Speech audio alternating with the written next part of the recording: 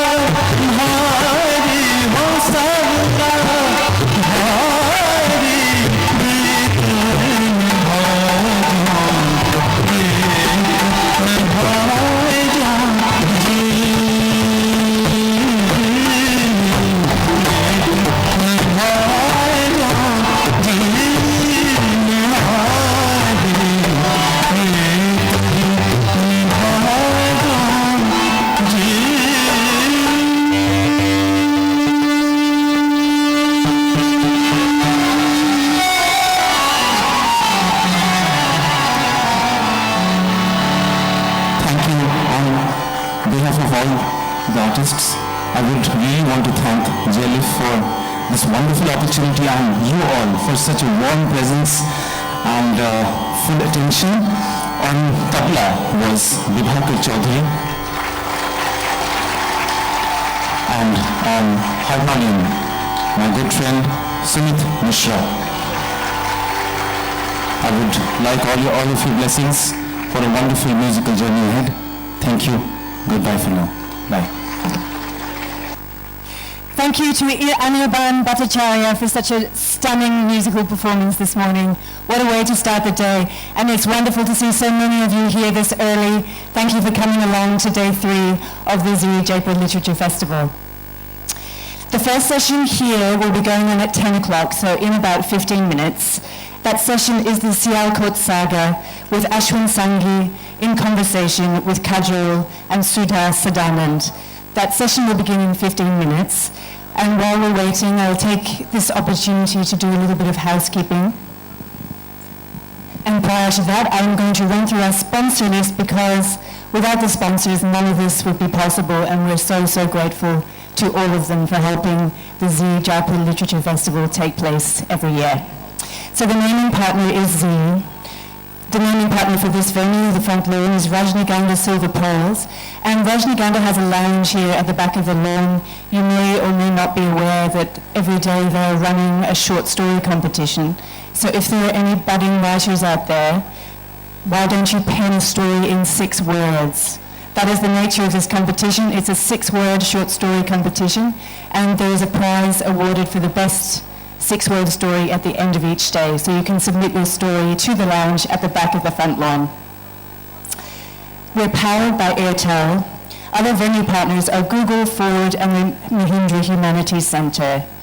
We're also sponsored by the Aga Khan Foundation, Detol Banega Swatch India, Amity University, Dove Rajasthan Tourism, the British Council, the Getty, Glenlivet, Amway, Kotak Mahindra, NH Health, AU Financiers, Young Mikowski, Coca-Cola, YPO WPO, Kingfisher, Diggy Palace Hotel, and I'm sure you all agree this is a most magnificent venue for the festival. It is the heart and soul of the festival, and we do ask you to help us keep it clean and tidy. It is somebody's home. We really want to preserve its beauty, so please look after the venue.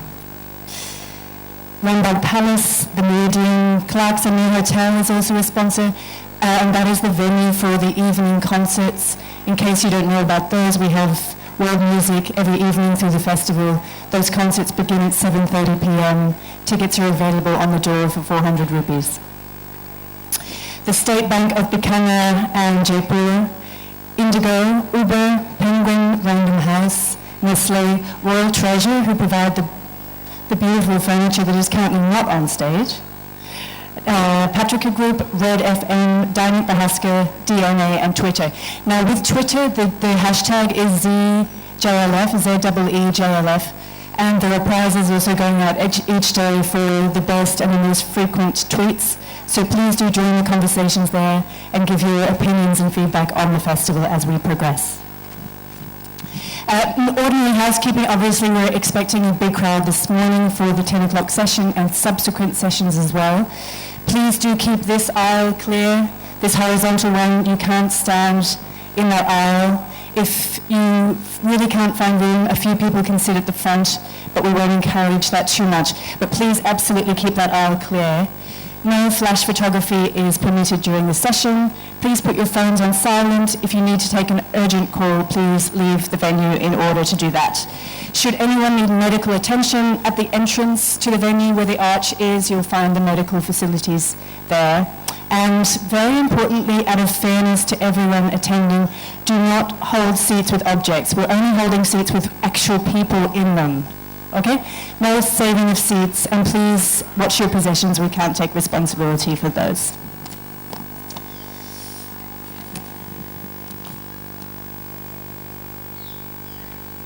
We are selling the program booklets. You may have seen those. They're kind of a collector's item each year. They give much more information about each of the sessions and the authors participating. Those are on sale at the information desk for 100 rupees. And if you prefer not to use paper, you can give a missed call with your phone to a specific number that will then create the delivery of information about upcoming sessions to your phone. So you can give a missed call to the following number, 9251 301 339. I'll repeat that, 9251 301 339. If you call that number, give it a missed call, you'll then receive session information in return. If you have Do Not Disturb enacted on your phone, you'll have to deactivate that because it won't work. Okay, we'll be just doing a quick turnaround and we'll be back in a few minutes. Thank you.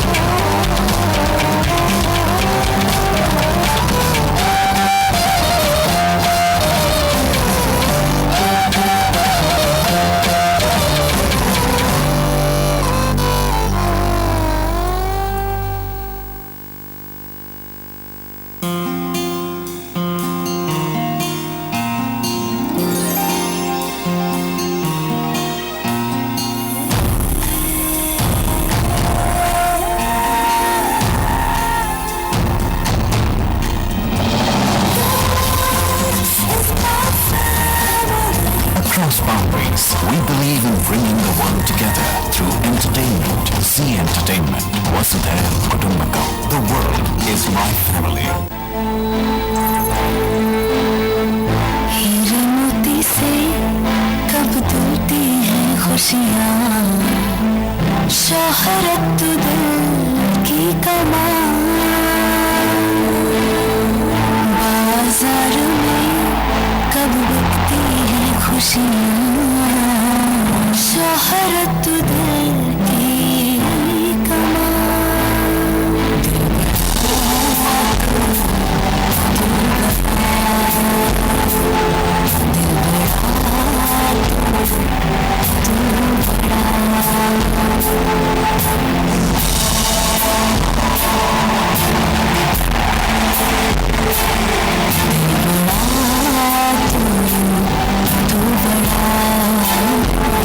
अच्छाई की एक अलग चमक होती है। रजनीगंधा silver bulbs, silver coated इलायची। Games, movies और म्यूजिक के 71,21,302 मिनट, ये सब फिट होता है एक छोटी सी दुनिया में। Free music, movies and games only on Airtel, the smartphone network. Annual Jaipur Literature Festival brochure with details on each session, author profiles and photographs. A must-have guide to the festival. This limited edition program is a collector's item and is available for sale at ₹100. Pick up your copy now. The all-new Ford Endeavour. Designed for any terrain. Engineered to be extraordinary.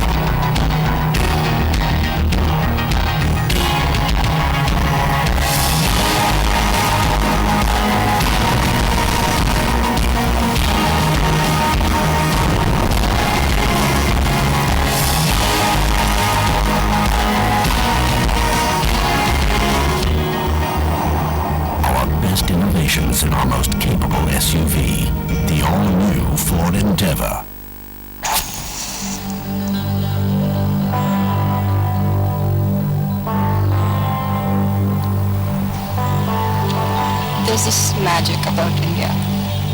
अभी जितनी आज़ादी मिल गई है, जितना ज़्यादा fast जा रहा है इंडिया हमारा, ये कुछ पता नहीं सकता. There is nothing in this world. Once again, I'll just repeat that you're not going to be able to stand in this road here. You have to keep that clear at all times. Start doing it, man.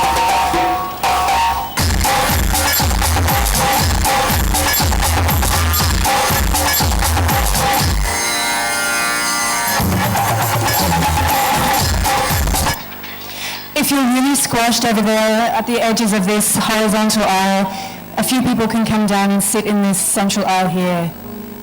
He was asking me, is it going to rain?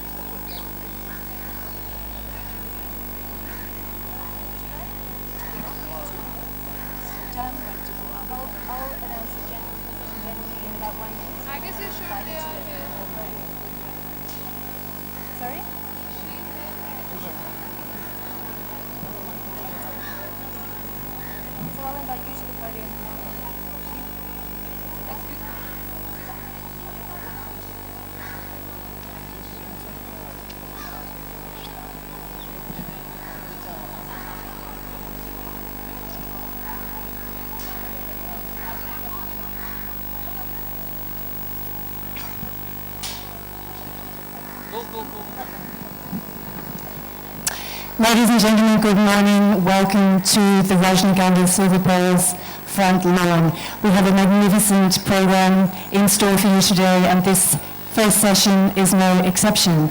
The session is a discussion of the soon-to-be-released novel, The Sialkot Saga, by Ashwin Sanghi, and he will be appearing in conversation with Kajol and Sudha Sadanand. So to begin this session, I'm going to invite Sudha to the podium to say a few words. Let's give a warm hand for Sudha Sadanand.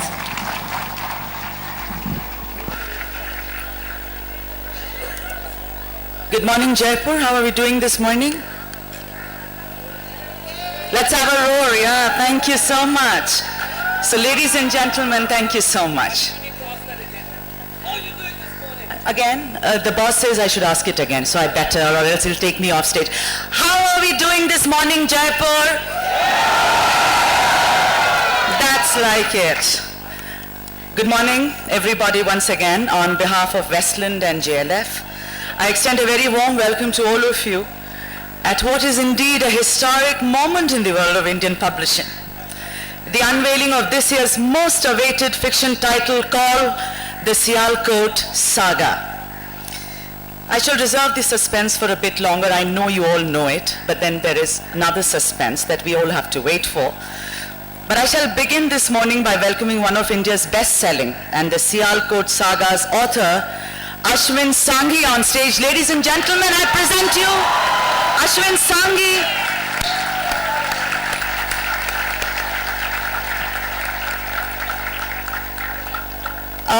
Most of you know Ashwin Sanghi's work, but for all those who are here this morning, and thank you so much once again, Ashwin Sanghi's exciting and successful foray into the world of publishing began way back in 2007 with Rosable Line, and thereafter he went to deliver a gem with Chanakya's Charmed, Krishna Ki, and took his readers completely by surprise by going off the beaten track with a non-fiction title in 2014, which was called 13 Steps to Bloody Good Luck.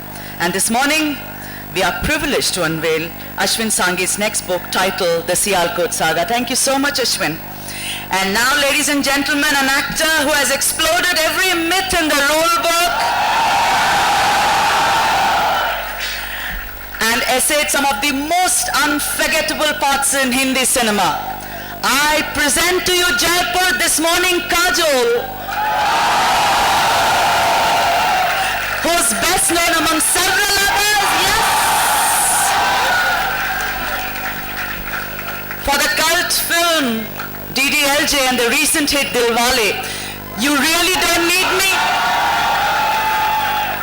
I take it that you really don't need me to know Kajol, but suffice to say that here is an actor. Here is an actor who shares a special bond with the world of books, and more power to her in books.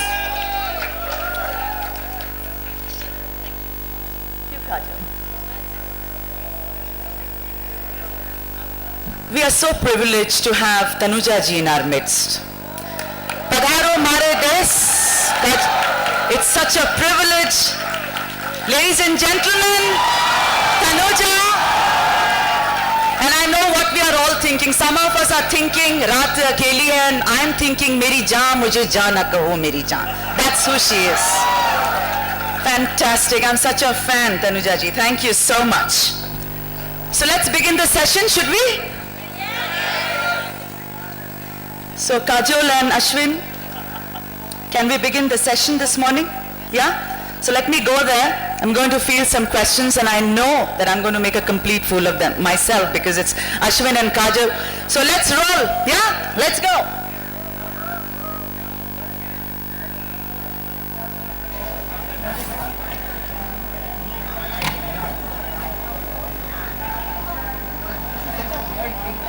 No, I know. It's a little strange. I'm looking at an alien. I better not laugh. Better not laugh. Haji.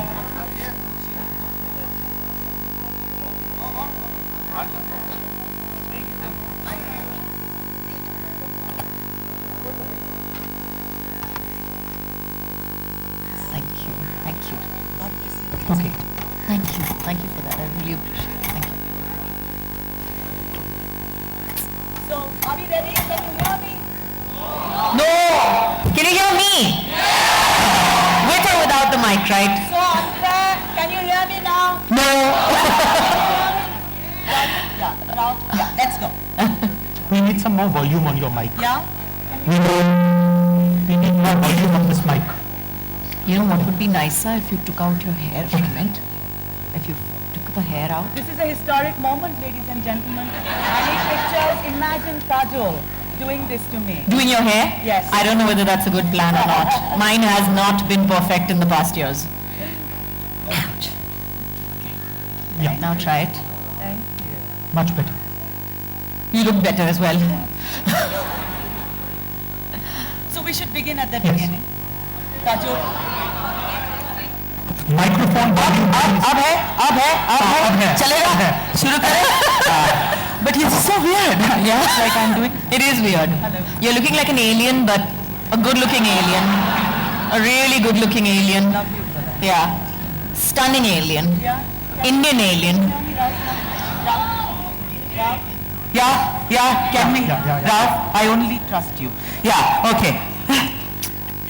So, Kajol, let's begin at the beginning. We all know how fond are you of books, reading.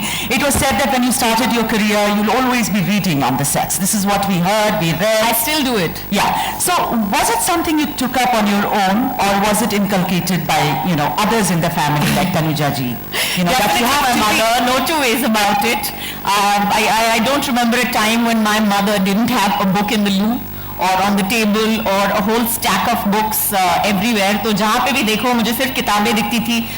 मेरी माँ की बहुत बड़ी 400 किताब से बड़ी library थी उसके रूम में, उसके बिल्कुल सर के ऊपर जहाँ पे सोती थी सर के ऊपर 400 किताबें थी. तो रात को whether she was reading or not, she was sleeping, the books were always with her, and that's something that I have as well. I have a huge library in my room, in actually 3 rooms in my house. I have a library in 3 rooms in my house. That was actually I have to tell you something really funny. I have to tell you something really wonderful actually about my husband. My husband, he was like, we should get married. And I was like, yeah, I'll get married to you only if you give me the library from Beauty and the Beast. Yeah, so you remember that library, right? You guys remember, right? So that huge big library was my dream. And he was like, yeah, I promise you, baby. After we get married, that's going to be my honeymoon present to you. How nice is that? I'll present you with the library. So we got married on that. That was my relationship with books. Such a lovely story, that, and these family stories. Ashwin, you have one, and you've always spoken about how your grandfather, that whole train, bogie, books coming from Kanpur. Would you like to tell the readers and the audience? My mic. Hello. Guys, listen, I understand that you love Kajol. Okay, so what I was saying was that this story actually, Sudha, has been heard by a lot of people. In fact, many people say that we are fed up of listening to your Nanaji story. Okay, but anyway, here goes. My grandfather, my maternal grandfather, he lived in Kanpur and he was very, very fond of reading. So he had a system of sending me a book every week to read. Wow. Okay. And he would send it from Kanpur to Bombay. During his lifetime, I received more than 415 books. Wow. So what did your grandfather think? What kind of books did your grandfather think you should read? You see, the thing it was not Tinkle Comics, obviously. No. He was actually way ahead of his times, in the sense that one of the books that I read when I was, I think, probably 13 or 14 was Autobiography of a Yogi.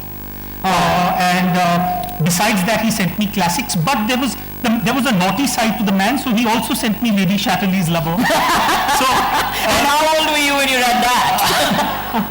I'm not going to share that. But having said that, I think what happened was he was a person who truly valued learning. So he used to say, he said, "Beta, tum to banya ho, tum वैसे भी धंधा करोगे." तो remember one thing कि लक्ष्मी तो वैसे भी तुम्हारे लाइफ में है, अब तुम सरस्वती के पीछे भागो. अच्छा, and as you know in that lineup we always see Lakshmi and Saraswati, and we see a Ganesh ji in between. So that probably explains my physique. Because I've been aiming towards Lakshmi and Saraswati. Kajol, how were you introduced to Ashwin's writing, and which is your absolute favorite of the books that he's done? Ashwin's writing was actually introduced to me by my mother, she gave me the Rosabelle line and she told me, you have to read this book because it's so amazing, and it's this guy called Sean whatever. And I was like, really? I was like, yeah. And then of course I read Chanakya's Chant after that, and I was like, I can't believe that, why didn't he give his name for the first book? I mean, why didn't he put his name down for the first book? Because I loved Rosabelle line and I absolutely adored Chanakya's Chant. So that was one of the questions that I wanted to ask you, that why did you change your name? Why didn't you give your name as Ashwin Sanghi for your Rosabelle line? What happened actually, Kajol, was that, I hold the Guinness Book of World Record for rejections. So, and I even counted 47. The way I used to keep myself going is that there used to be a chart in front of me which said J.K. Rowling 12, Stephen King 30, and Chicken Soup for the Soul 33, which were basically the number of rejections. So when I landed up with 47, I said I beat the pants off all of them. So you might as well change your name. And then I had to self-publish. So when I self-published, there was that entire fear in my mind that, listen, I'm lousy as a writer, and I still have that fear. That, oh my God, I'm not really a writer. You're lousy as a writer. Please keep writing and keep trying and keep making that effort, because I absolutely love your books. So as a result of which I said, maybe it's better that I don't use my name, so that if anyone is going to throw rocks at me saying that this guy is a lousy writer, then they'll be throwing it at someone called Sean rather than Ashwin Sanghi. Kajol, you've read the Sialkot saga. Of course, we should not reveal it because you'll all get to read it, very soon. Right now, I'm going through it right now. But then, if there is a teaser, if you want to tell the people, what is it that is so engaging about the Sialkot saga? What would that be? I think the one thing that Ashwin is so good at is being able to compare the times and able to tell you quite honestly by way of example that वक्त जो भी हो इंसान वही रहता है और वही करता है और वही कर्म होते हैं और वही सीख होती है. So I think that is one of Ashwin's very strong points, really. I love the book for that. Thank you. Thank you. And Ashwin, if you have to, she said keep writing, please don't dump that for anything else. But in case you have to make a film, yes.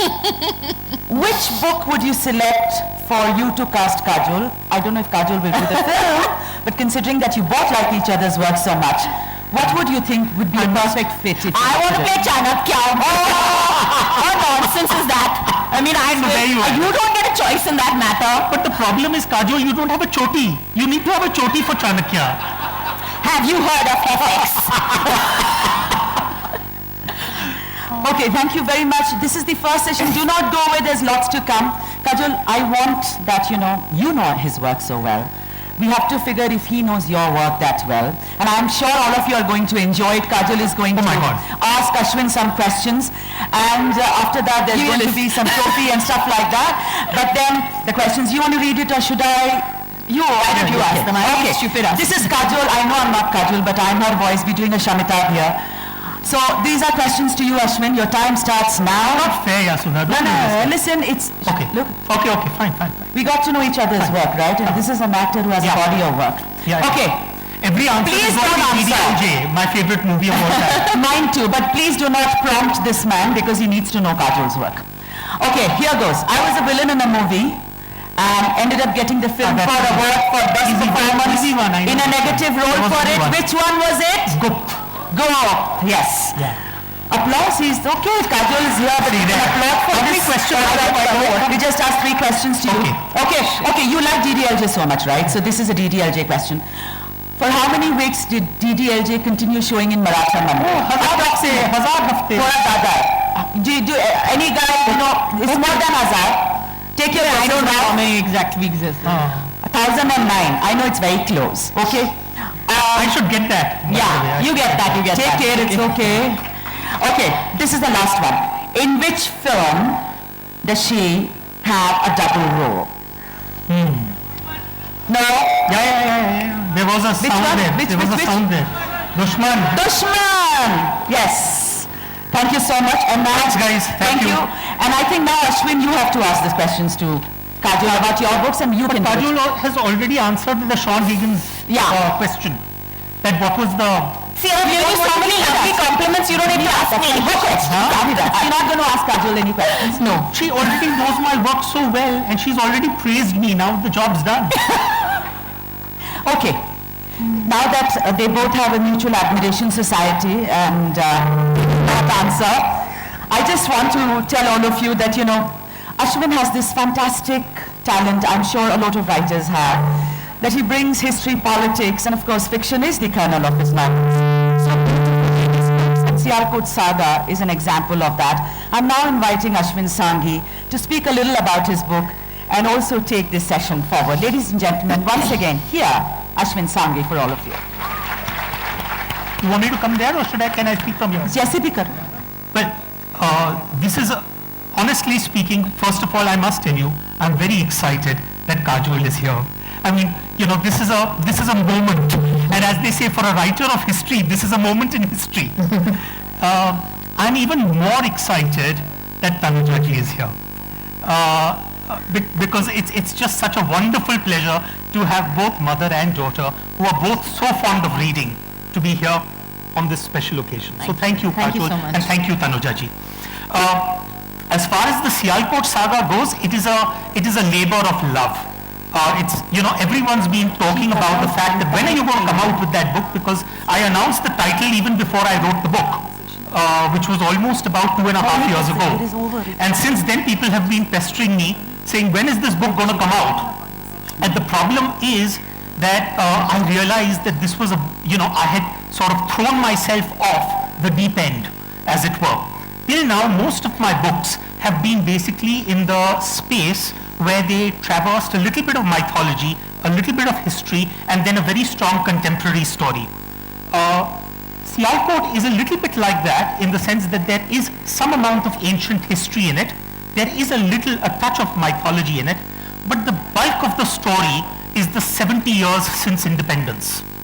So the story kicks off from 1947 and traverses through the entire decades after independence through the lives of two businessmen. So for those of you who loved Chanakya's chant and found that was a story which had lots of intrigue and lots of mystery in it, well, the Sialkot Saga is that multiplied by 2, but not in the world of politics, but in the world of business. And that is something which comes almost like second nature to me, having grown up in a business family. So it wasn't very difficult in that sense to write that story, but I had a blast while writing it, and I hope that you will have a blast while reading it. I have always believed that a great book is one where you don't have to really turn the pages turn themselves.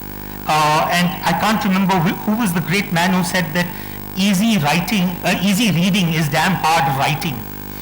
And it's so true, because you really need to labor over every sentence and every phrase and every word in order to make sure that by the time you reach the bottom of the page, there's enough incentive for you to actually turn the page.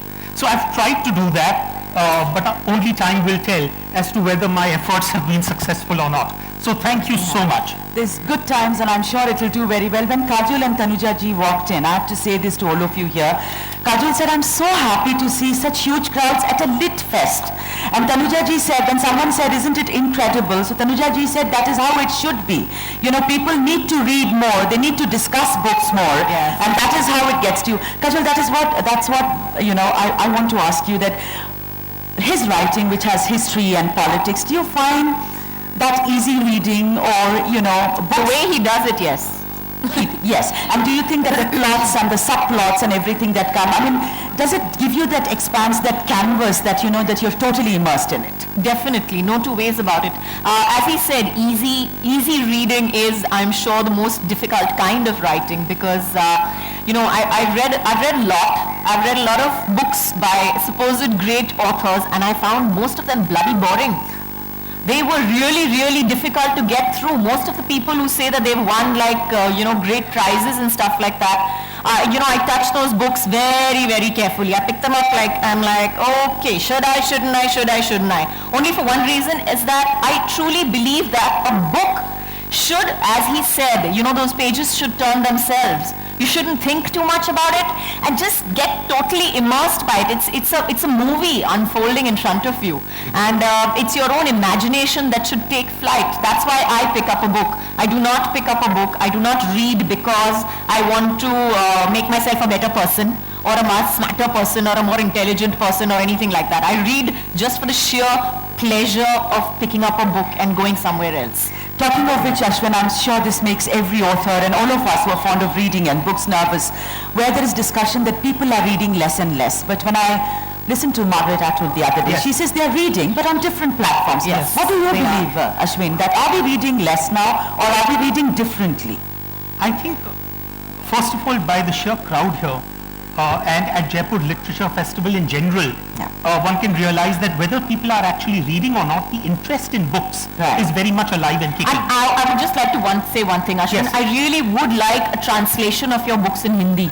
They are all there, by the way. Yeah, I really think that, I honestly think and I honestly believe that a lot of books that we read should be translated into different languages. That is my sincere request to most publishers, because I think there is an even bigger range of people, readers available, who don't get the material to read simply because they do not read English, and I think that's a travesty. But you know, Kajol, you've hit the nail on the head. I've always believed that when you read a book, you're not actually reading. What you're doing is actually being narrated a story. Yes. Now, it doesn't matter what language that story comes to you in. But it should be a language that you read. So, to give you an example, I think if I'm not, Gautam, please correct me if I'm wrong, I think most of my titles are in Hindi, Gujarati, Tamil, Malayalam, Marathi. Hindi. So, I think the idea is to reach out to a wider universe. I think the second bit is also that increasingly we are finding that storytelling is lending itself to newer formats. So for example, you take a book and you convert it into a novella. You take a novella and you convert it into an illustrated comic book. You take a comic book and you convert it into a video game. You're telling the same story, but at the end of the day, fundamentally what people are absorbing is the crux of it. Of course, I would love that the pure form remains. But at the end of the day, I genuinely believe that we can look at a much wider audience in case we have that many more formats available, formats and languages. So we shall read more, yes, and keep reading and buying more books. And now, ladies and gentlemen, a man who actually is friends with Ashwin Sanghi. But they were together on a journey which has been so exciting for Westland. I present to you Gautam Padmanabhan, the CEO of Westland. Gautam.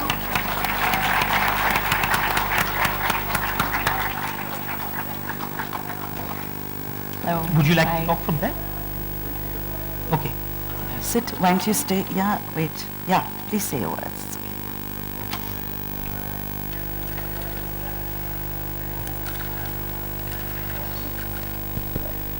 Good morning. First of all, many thanks to Kajol for being here with us today, and I'm really pleased as the rest of you to have her in our midst. Being from Chennai, I still remember I used to regularly visit the landmark bookstore. Yes. And I think the last time you came, I actually saw you with Ajay. Whenever you were on location there. And of course, while I've enjoyed all your major hits from DDLJ to Dilwale, I would like to specially thank you for your Tamil film, Minsara Kanavu. Yes, small part to Tamil, Minsara Kanavu, yes. We're doubly blessed to have Tanuja ji in the audience. Thank you very much for your presence here today. The story arc of Westland's publishing and Ashwin's rise to becoming one of India's top best-selling authors is inexorably linked. And along this amazing journey, he has become not only a great friend, but a philosopher who has always guided me through both the good and the bad times. Thank you, Ashwin, from the bottom of my heart for your faith and trust in Westland. We are really looking forward to the publication of the Sialkot saga and hopefully the many more books to come in the future. Thank you. Thank you, Gautam. Thank you so much. I must tell you, since Gautam mentioned this, Sudha, when the entire world had already decided that I was not worth publishing, this was the man who gave me my break. So honestly, it's all very well for Gautam to say that I've been with him through thick and thin, but the fact is that he has been with me through thick and thin. That's what wonderful relationships are all about. Thank you so much, Ashwin. And now, ladies and gentlemen, for the moment of the morning, I request Kajol, Gautam, and Ashwin Sanghi to unveil the cover of Ashwin Sanghi's latest book, The Sialkot Saga. Shall we? No. Yeah, just turn it. That's okay. Sorry, Gautam, why don't you come this side? Come here, next to me. How do we open this thing? I think pull ribbon. Pull. Yeah. Okay. Pull. Go ahead. Yes. And don't drop the book in the process. The incredible cover of the Sialkot Saga, which will be with you. This is the fantastic cover, and we are so honored that Kajol has done the honors for us. That is the honor for all the photo ops people who want to take it. We shall keep that for a little bit. And don't worry, we are going to turn the cover once we are done with the photo. All right. Right. Kajol, something about the cover. What do you think? Is it evocative? Does it tease you to pick up the book and read it? I think it's awesome that in today's time and day and age that we have a cover that does not signify the disparity of color. How honestly, nice is that? Beautiful. I think that's Thanks, beautiful Kajol. about it. Lovely. Lovely. So Ashwin, all your covers are done after you torture us, or do you take the decision? You have to tell people, because there are lots of people here. What a writer's freak I am regarding covers, trailers, God knows what else. But I genuinely believe somewhere along the way that to a very great extent, if you're going to invest, let's say 2 years in writing a book, then you owe it to yourself to make sure that you do everything possible that the book reaches as wide an audience as possible.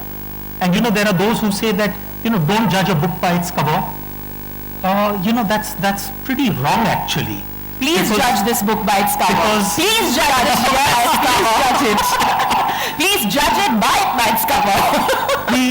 There was a very interesting study done of book buying behavior, and they found that the average time spent on the front cover was 8 seconds in a bookstore. So it's 8 seconds within which someone has to make up their mind whether they will pick up the book or not.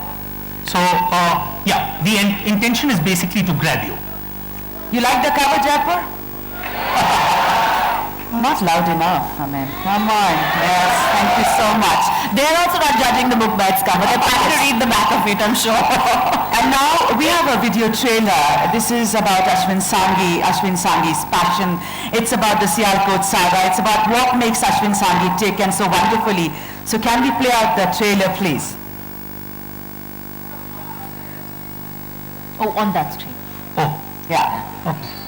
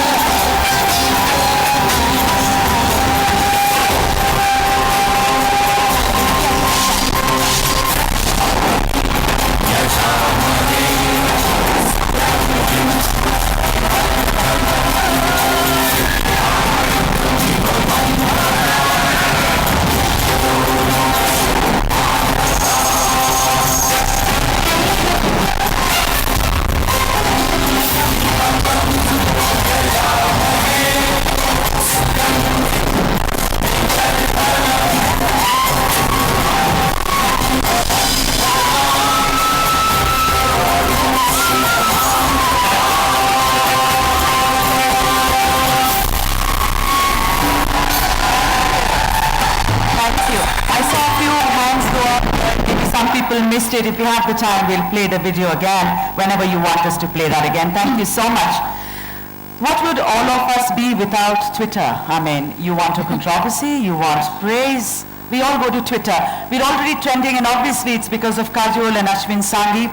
We have some fantastic tweets, and I'm going to read a couple of them because these are our readers. These are people who matter so much to us. Thank you so much. The first is from Express Always, asking Ashwin Sanghi, Ashwin, is this thriller based on the partition? Well, the partition is the genesis of this story, because the partition affected millions and millions of people, but in different ways. While it is certainly the starting point of the story, it isn't really the story. The story is what happened after partition. But obviously there are secrets which only get revealed.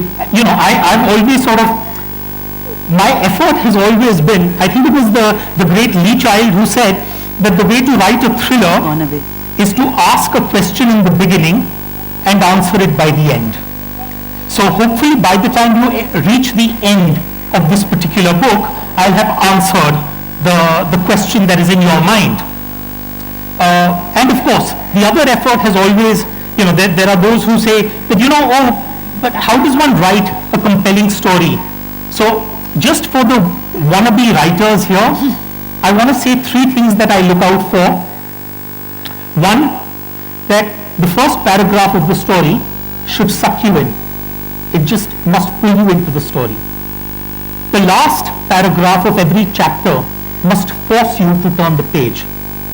And the last paragraph of the story, of the entire book, must make the reader want to look out for your next book. As simple as that. If you can do those three things, you've pretty much done your job. So that's what we've tried to do here. So please look out for the book after Sialkot. There is another question, and it's a very obvious one from Captain Shaw. There's been a lot of talk on intolerance in recent times. Does this book discuss this aspect in the story? Kajal, would you like to take that? Or Ashwin, anybody? Is there this aspect which you're discussing about different cultures? How do we coexist? Well, you know, if I really go back into the history of India, we have been a fundamentally tolerant society. So, and I think we owe an applause to ourselves for being like that. I think I'm actually, honestly speaking, rather fed up of this entire intolerance debate as it were. Because if you simply look at the word intolerance around the world, we've got far greater problems on our hands. And so to that extent, I genuinely feel that India, in that sense, is an example that we should be looking up to. I mean, thousands and thousands of years, thousands of invaders have come into this land, and we've had this uncanny ability to absorb and assimilate. You know, so I mean that assimilation process has been terrific. Yes, undoubtedly, to say that that didn't happen without friction or without blood is foolish. But then which part of the world is free from that? So the Sialkot saga does emphasize, if you see there are two hands on this cover, and one of them is wearing a moli and one of them has Allahu Akbar as a tattoo, and so that should give you a very good sense of where the story is going. Right. Kajal, there is another tweet, and this person says that, you know, I've read all your books, Ashwin, but what is so special about this that I should really, really wait for it, because I always wait for your books? Kajal, considering you've read bits of it. I have. What is so special about it? I think if he or she is a reader, I don't need to answer that question, because I think the one thing about Ashwin's writing is that that you just pick up the book and you open it. That's all that you need to do, honestly. And your question will be answered once you do that. Fantastic. Thank you so much, all of you. And now the floor is open for a question and answer session. Are you ready to ask them questions? I shall take it. May I please request you to ask questions and not make an opinion or a statement, because that will take a lot of time. That lady right in front in glasses, yes. Young lady, go on. What's your question? Hi Ashwin, hi Kajol, good morning Gautam. Absolutely thrilled to be here this morning at this literature festival, being a part of this historic moment. My question is fairly simple, Ashwin. I'm quite intrigued by the book cover. So you have these two hands, which with any person with moderate intelligence can make out it's men. So what does this signify? Is that a friendship, or is that a feud that you're depicting in the book cover? And is it bicharna and milna like it happens in Yadu Ki Bala? Different mother, same father. Now, I'm worried Kajol is giving a little bit too much away. But the point is that I think everyone is going to read this story very differently. There are some people who are going to read it as a story of conflict, and there are some people who are going to read it as a story of a wonderful partnership. I don't know which one is which. But at the end of the day, the way I see it is that a story is, people ask me, do you think that you're a writer? And I've always said that, listen, I'm not a writer, I'm a storyteller. And what is storytelling? Storytelling is you have 20 people sitting in a circle and you're telling them a story and none of them wants to get up because the story is so interesting.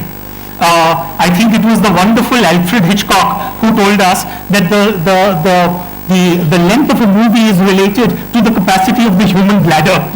So imagine a situation where people are sitting in a circle and they don't want to get up, even though they need to go to the loo. Is there a washroom close by? So that's a great story. And that's pretty much what we've tried to do with Sialkot. Thank you, Ashwin. The lady in the wonderful dupatta, I saw your hand go up. Thank you so much. Go ahead. Anyone else? Please put your hands. I'll come to you. Young man, I'll come to you. Hi Ashwin. Hi Kajol. Hello. Ashwin, I'm a huge fan of your writing. Thank you. And I'm your blessed. books present a huge amalgamation of, as she mentioned, fiction, history and politics. I wanted to know, how do you handle the three and balance the three? Because it's really difficult to balance all the three in one book. For me, I don't see these as very distinctly separate subjects. Honestly speaking, individually, history and mythology don't excite me. I know it sounds very strange, but they don't excite me. What excites me is where there's a possible overlap.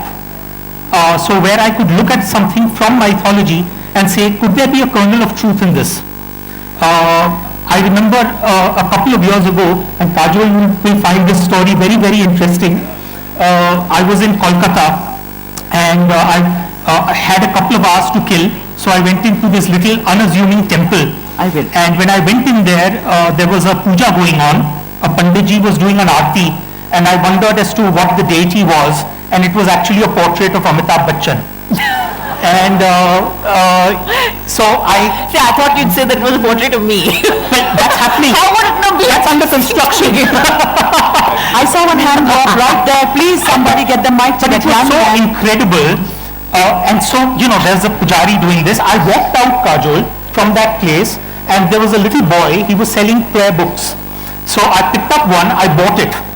It's very lovingly preserved in my collections. And it's called the Amitabh Chalisa.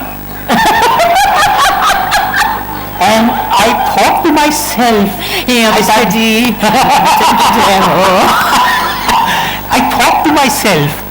I said, supposing I was to die today and I was to take rebirth 500 years from now, and by now the cult of Amitabh worship has really caught on, and now there isn't one temple, but there are, let's say, 1 lakh temples. And someone was to tap my shoulder and say, do you think Amitabh could have been a real man? This is precisely what we do with our mythological figures. That could that have been real? Could that have been historical? That's tantalizing. It was C.S. Lewis who said that, a myth is a lie that contains a truth. And that's pretty much what I'm trying to do, trying to bring you that truth through the story. So, I don't know whether I've answered your question exactly the way you wanted it. State your name. Thank you. Good morning, sir. I am Ronak, and my question to you is that every writer has some voluminous surfeiting in his life. So my question to you is that what was your struggle towards writing the books? Matlab, we all have some problems in our life, and we also face our dreams apart from those problems. I am also a writer, and I also have some problems. So my question is that what was your path to struggle? Well, in my case, that first book which Kajol spoke about, the Rosabal line, it didn't start as a book. It started as actually a visit to the Rosabal shrine in Kashmir, in Srinagar, and for those who are not familiar with that shrine, there is actually a Muslim saint from the 14th century buried there, and that is an Islamic burial with the head facing towards Mecca. And on the other hand, there is a second body below that first body, which is actually an east-west burial, which indicates that it's a Jewish burial. And this story fascinated me because outside the tomb is a pair of crucified feet.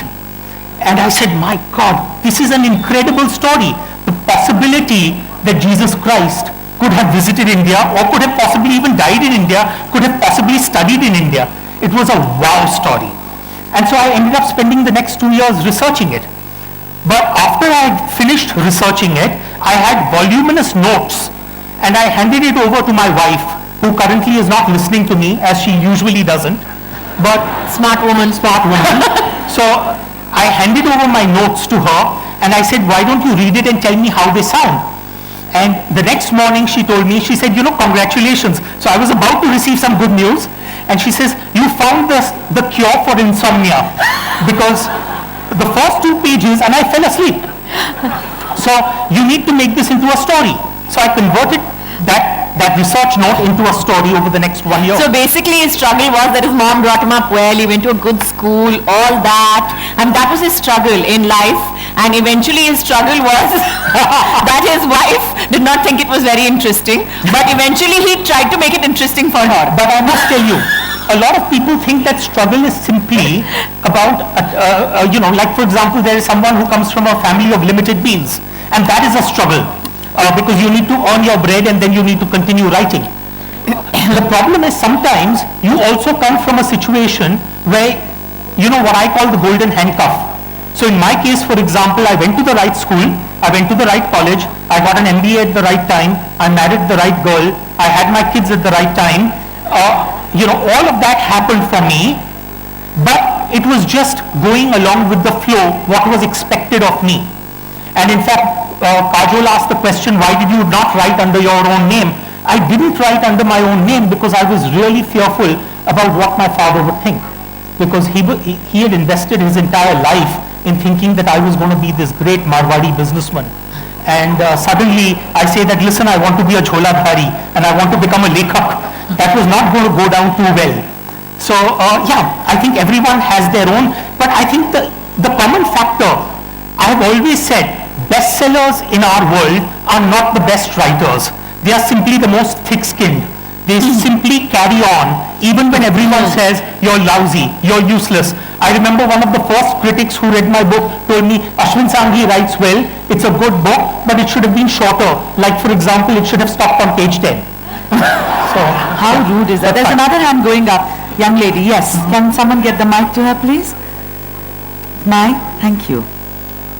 Come up front, sweetheart. Anybody else? Do I see more hands at the back? Yeah, yes. Hello Kajol, my question is to you. My name is also Kajol. I just wanted to know the meaning of Kajol, because when I born in 1997, you was so famous, so my father was fond of you. So he just... I think Kajol means exactly that, eyes in Bengali, and I think Kajal जिसे कहते हैं हिंदी में. Nothing special about it. There's one lady there. I'll come to you, sure. I'll take 2 more questions and then we are really short of time. Yes? Good morning. Good morning. Good morning. Good morning. Hi. Whenever you write a book, you've written quite a few books. Do you always think of a target audience when you design what you're going to write? So do you have a level of, the age group or someone, or a kind of audience that you write for? This book is मैं इनके लिए लिखने वाला हूँ, or I'm going to write this book for these kind of people. Do you think of that when you start? This question was answered the most beautifully by my good friend Amish Tripathi. We were having a long discussion one day about how do we come up with our stories and what should be the process of thinking about a story. And he said, Ashwin, according to me, at the time when you're actually writing a story, don't think about marketing, don't think about segments, don't think about how you're going to actually make that story work for your audience. Because the moment you do that, you're going to end up eventually impinging on the creative capabilities that you have as a writer. But he said, my second part of my suggestion to you is that once you have finished writing the story, take off your writer's cap and put on your marketing cap. And at that point of time, then decide what your and then decide as to how you want to market it. At that point of time, your only objective should be marketing. Not at all. I mean, I must tell you, in so many years, when I've written a story, and there have been many times when Gautam and I, he's probably one of the only people who actually ends up reading a manuscript while I'm writing. There are times when I ask for feedback. I'll ask for feedback not in terms of is the story nice? No, that's not what I want. What I want to know is, did you turn the page or did the page turn itself? Period. If you can answer that question for me, then I know I'm on the right track. So that's pretty much what I'm looking at. I've always believed that in a good book, there are the so-called 3 E's. You start off with entertainment, which is what Kajol talked about, which is, can the story compel you to read? Yes. The second part of it is maybe along the way, you pick up something that you hadn't thought of or read of before. That's the education bit. And the third is that when you put down the book, you say, I hadn't thought of this in this way. That's the moment of aha, enlightenment. So, entertainment, education, enlightenment, but in that order. Okay, ladies and gentlemen, we have a young lady here, Gaurangi, who's from Jaipur. She wants to meet with Kajol and give her some flowers. I think it's a beautiful moment. Go ahead, sweetheart. Do it. Hi. Thank you. Thank you. Thank you. One more question if somebody, thank you Gaurangi, God bless. What a beautiful Whose hand? Yeah, please come forward if you can, because I don't think I can get the mic to you. Young lady, there, you. Turn around, darling. To Kajol? To Kajol? Yeah, go ahead, please. After this last question and then we are done. Hello Kajol ma'am. Hello. Sir. Hi. My question is to you Kajol. What is your favorite, one of the favorite books you have read till now? I can't make up my mind on that. I have my entire library. Currently, I'm rereading my entire library because I just like rereading my entire library. I have about I think nearly like 600, 700 books in them. So when I read a book which I haven't read for the last 5, 6 years again, I'm like, oh, I'm meeting such nice people again. I don't want back to this again. So yeah, I love rereading my library, and of course, I'm just currently reading Sialkot Saga, so I've just started it up. The first reader, by the way, after Gautam Padmanabh. One more question. To you, yeah. Please, can we get the mic to that young lady there, standing up here? हाँ जी बोलिए. Good morning, ma'am. Good morning, ma'am. We can't hear you. Good morning. My name is Shivangi, and my question is for Kajol, ma'am. There is a rapid fire round for you. Shah Rukh Khan. I'm really bad at rapid fire. But you have to answer. Seriously bad at it. But you have to answer. Okay. With help. No. You have to question. You have to answer Shah Rukh Khan, Amir Khan, or Salman Khan. इसको यार reporter बना दो. Honestly speaking, I must tell you, Kajol is right there at the top of that list. She doesn't need any of them, yeah. Seriously. I like that answer. She doesn't need any of them. Thank you so much. I'd like to thank, that's it. We have no time left. Even as I request the members of the press, my friends, to proceed to the terrace for a Q&A session and one-on-ones, the author and Kajol would be available for the next 30 minutes. I would like to thank the JLF team and all of you wonderful people for being here this morning. Namita, teamwork. Thank you so much, Jaipur. Thank you so much for having us here. To play the video once more. Let's play the video. Even as Kajol and the author are proceeding to the press terrace. Thank you so much. Bye, Sialkot Saga. Thank you very much.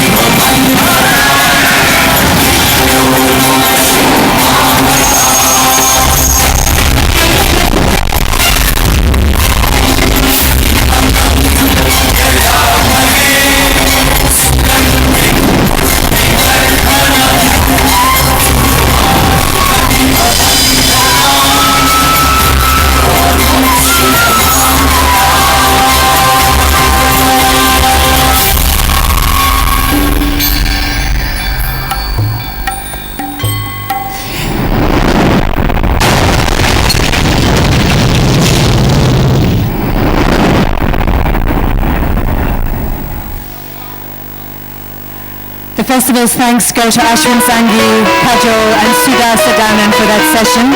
We will be going into the next one in about 10 minutes, and I'll quickly run through what is happening in the various venues across the Diggy Palace. Here at the Rajnigandha Silver Pearls front lawn, the next session starting at 11:10 is the Fry Chronicles. That will feature Stephen Fry in conversation with Anindita Ghosh. In the Charbagh, the session going in is the Craft of the Bestseller. That's with guests Ravi Subramaniam, Anuja Charan and Ravinder Singh in conversation with J. Arjun Singh. That session is presented by DNA and is happening in Charbagh. In the Google Mobile tent, we have Ram Charitamanas, The Life of a Text, with Philip A. Lutgendorf, Harish Trivedi, and Ashok Vajpayee in conversation. In the Baitak, the session going in is Why Ancients Matter, with Irving Finkel, Cyprian Broodbank, Caroline Vout, and Naman P. Ahuja in conversation with Vidya Dehejia. In the Mahindra Humanities Centre Durbar Hall, the next session is Surrogate Lives, with Meera Sial in conversation with Arati Prasad. And finally, in the fourth Sunrise at the 11:10 session is The Making of a Superhero with Jane D'Souza. Please, if you want to stay here for the session, the Fry Chronicles, Stephen Fry in conversation with Anindita Ghosh, please do take your seats in an orderly fashion and leave the middle aisle clear. This one here, you won't be able to stand there. We need to keep that aisle clear. You're welcome to come down and sit, if you wish, in this section of the aisle here, if you can't find a seat. And once again, we really ask you not to crowd the authors as they come down. We don't want to imperil them on their visit to the Zee Jaipur Literature Festival. Thank you.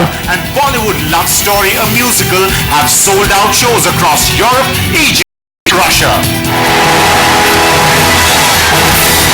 Sounds of Freedom, the name says it all.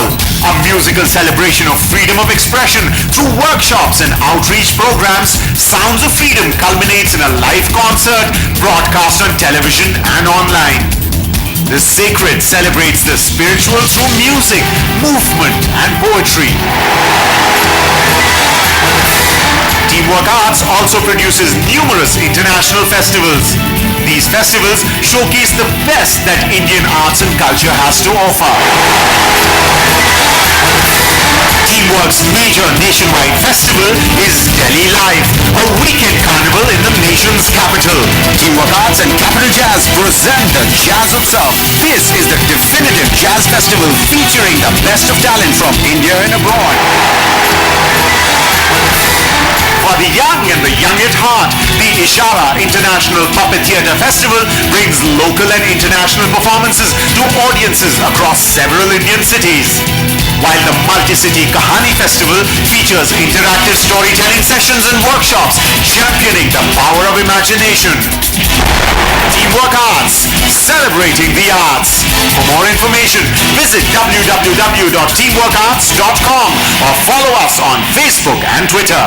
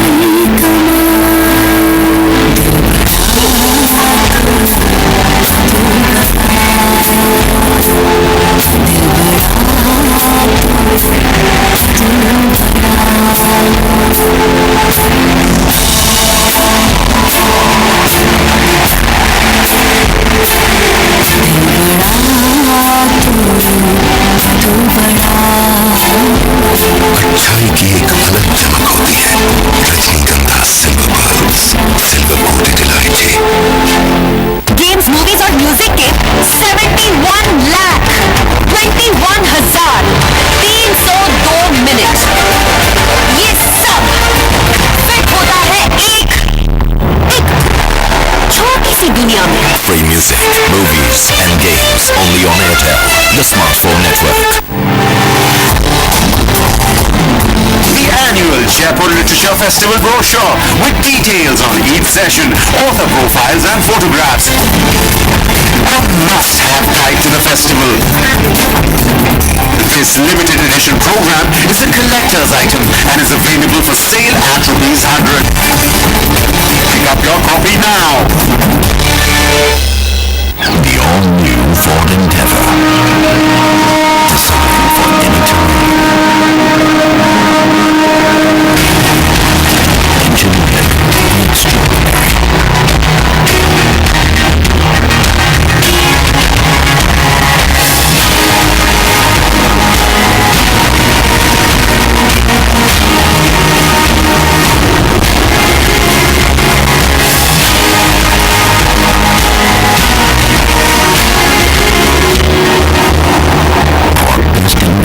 In our most capable SUV, the all-new Ford Endeavour.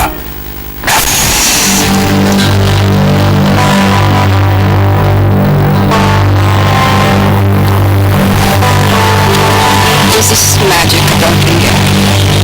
अभी जितनी आज़ादी मिल गई है, इतना ज़्यादा fast जा रहा है इंडिया हमारा, ये कुछ पता नहीं सकता. There is nothing in this world that you can't do. You just need to get yourself out of the bed and start doing it, man.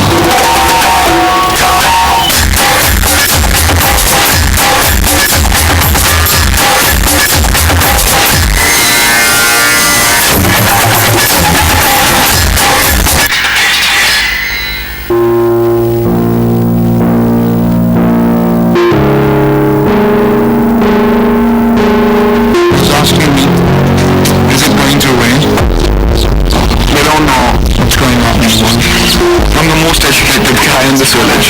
I'm the only guy who can speak English. So I have access to internet. I don't know the uses of it. I can't imagine that internet can be used for education purpose.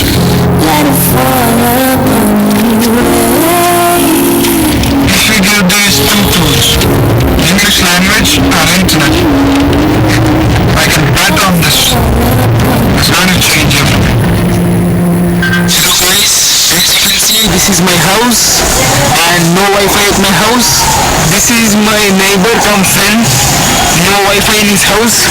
But yes, Wi-Fi is there at his neighbor's house, yeah. So me and my friend cum neighbor sit here and used my neighbor's house Wi-Fi.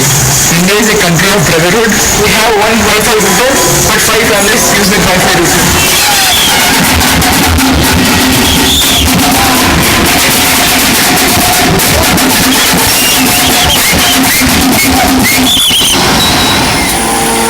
It's 4 o'clock in the evening.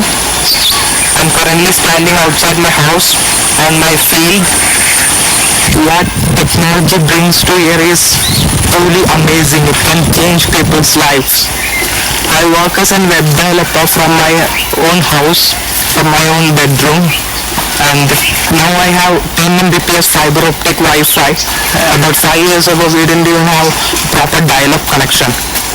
It's amazing how a simple internet connection can change people's lives. I can now make amazing mobile apps from my own house. There are so many things about India which are just amazing. We have so much people here. And the diversity. If you think that you are not capable of doing anything, you are wrong. Communication, education, technology, transportation, population, politician. We are going to make this nation. We are going to develop this nation. I am a citizen of a very great and wise country, and I am proud of it.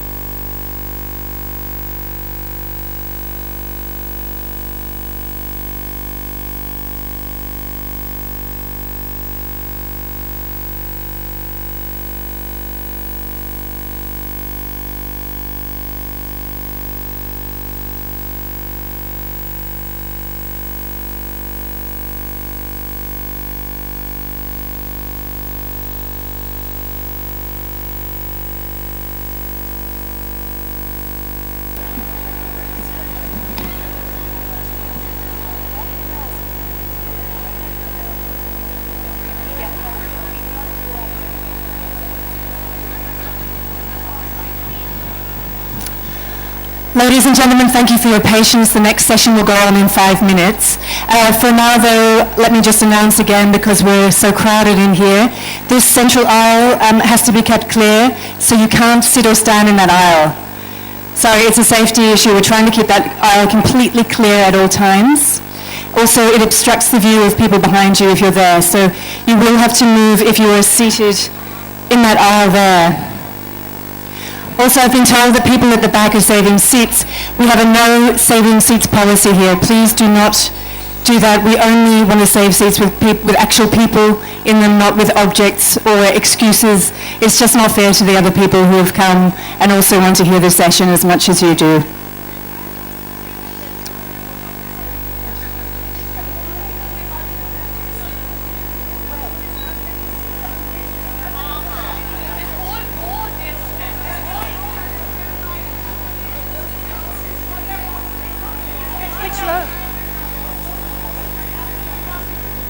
What is going on in the second row here? Can someone explain it to me? Who are these people?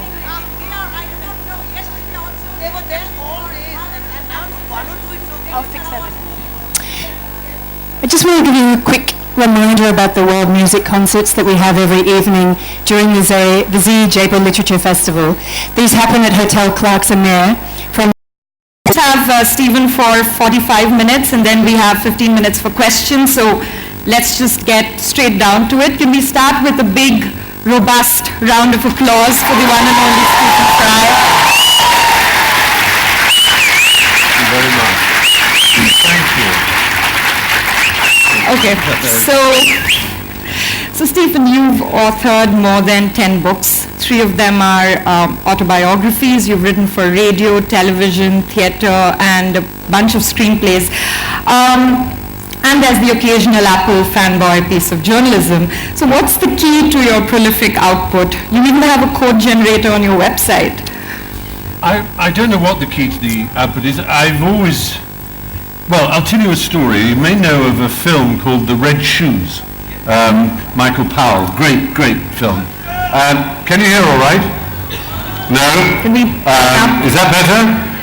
Oh, thank goodness. I was telling these people down the front who are my special friends about The Red Shoes, and I didn't want you to hear, but you seem to want to, so I'll have to tell you as well. Well, there's a scene where Anton Walbrook, who plays this kind of entrepreneur, impresario figure who runs a ballet company, is approached by a mother and daughter. And it's Norma Shearer, who's a young dancer. And the mother taps him on the shoulder at the Opera House and says, "This is my daughter." And he turns very annoyed, because to have someone introduced like that is very, very irritating if you're a big producer, because everybody wants a job. And he says something rather rude. And he says, "What do you want?" essentially. And the mother says, "She's a marvelous dancer. I think she should join your company." And the man looks bored and says, "Why do you want to dance to her?" And Norma Shearer says, "Oh, well, I'm told I'm quite good at it and I do enjoy it." And he just turns his back on her and walks away. And the mother says, "Well," in that way that mothers say, "well." And then the camera has this wonderful close-up on Norma Shearer, and her eyes are sparkling with something that seems to be rage. And you think, is it she's angry because he was rude? And then she goes up to him, she follows him, and taps him on the shoulder, and he turns around and says, "I've told you I have no interest in young dancers." She says, "No, I want to put something right. You asked me why I want to dance. I don't want to dance. I hate it. It's just something I have to do." And he looks at her and says, "Come and see me tomorrow morning." And I just thought, it's a wonderful story about the power of a vocation. And I won't say that I hate the things I do, but I've always been compelled to do them. Since I was about 4, I was a writer, in as much as I used to sit down and write stories and read them to my friends. What I would now be called, and in fact was called once, I did a talk at a digital conference, and I was introduced as a content provider. So that's basically what I am. We're all content providers in the 21st century. Do you have a secret writing quirk? There's one American author who hangs himself upside down after every 90-minute burst of writing. Just tell us something. That's extreme. To get the blood to the head, is it? I think so, yeah.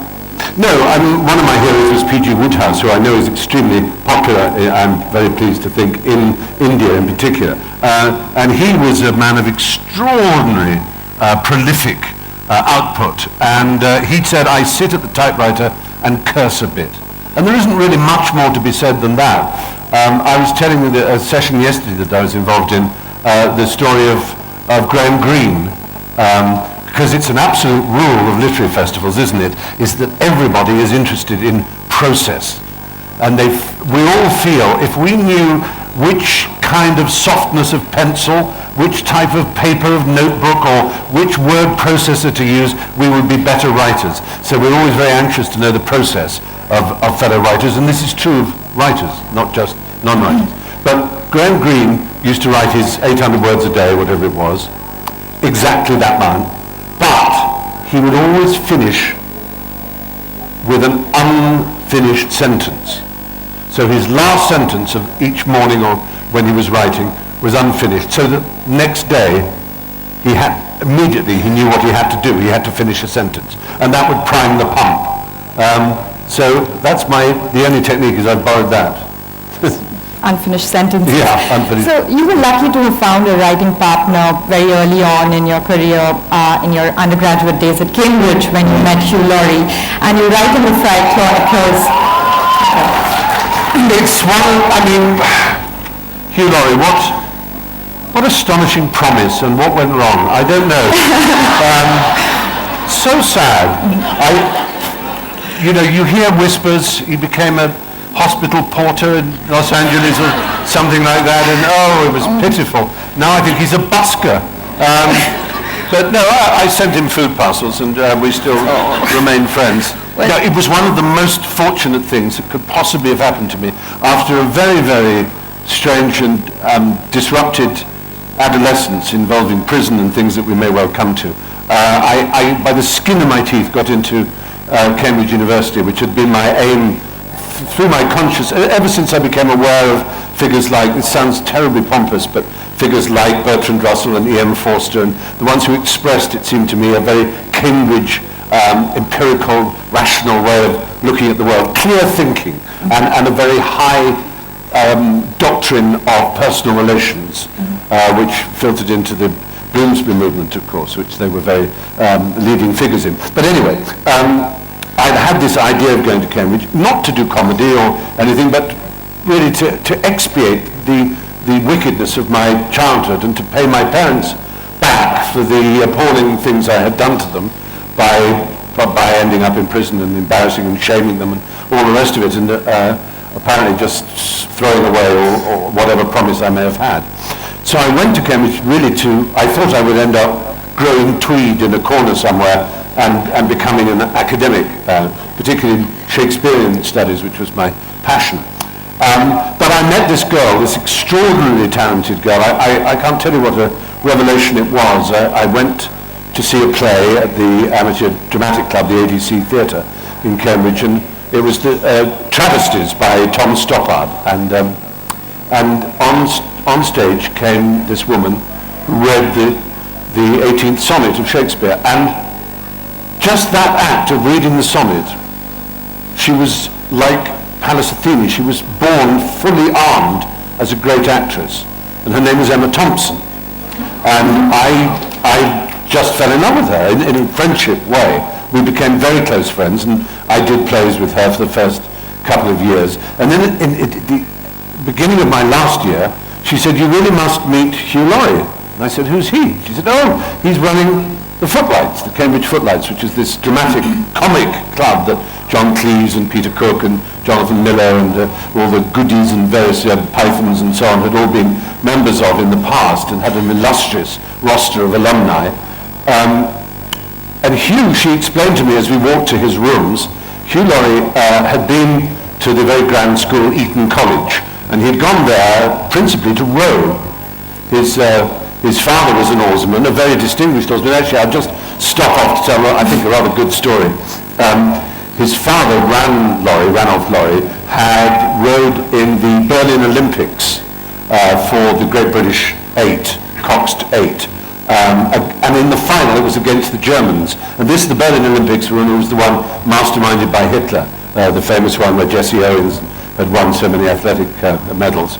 And the night before the final race, or whatever they call it in rowing, the SA, the brown shirts, had been revving up their motorbikes outside the barracks where the British team was quartered. So they didn't get any sleep. Which makes you think that maybe the Nazis weren't such a good thing. I don't know, I think we can share these political ideas. Anyway, that despite this beastly cheating, the British team won. And there was a dinner afterwards, and the captain of the German 8 got up and said, I would like to congratulate the British team for their gold medal winning performance.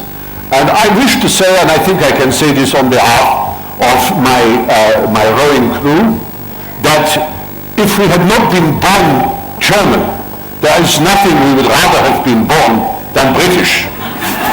And Hugh's father got up.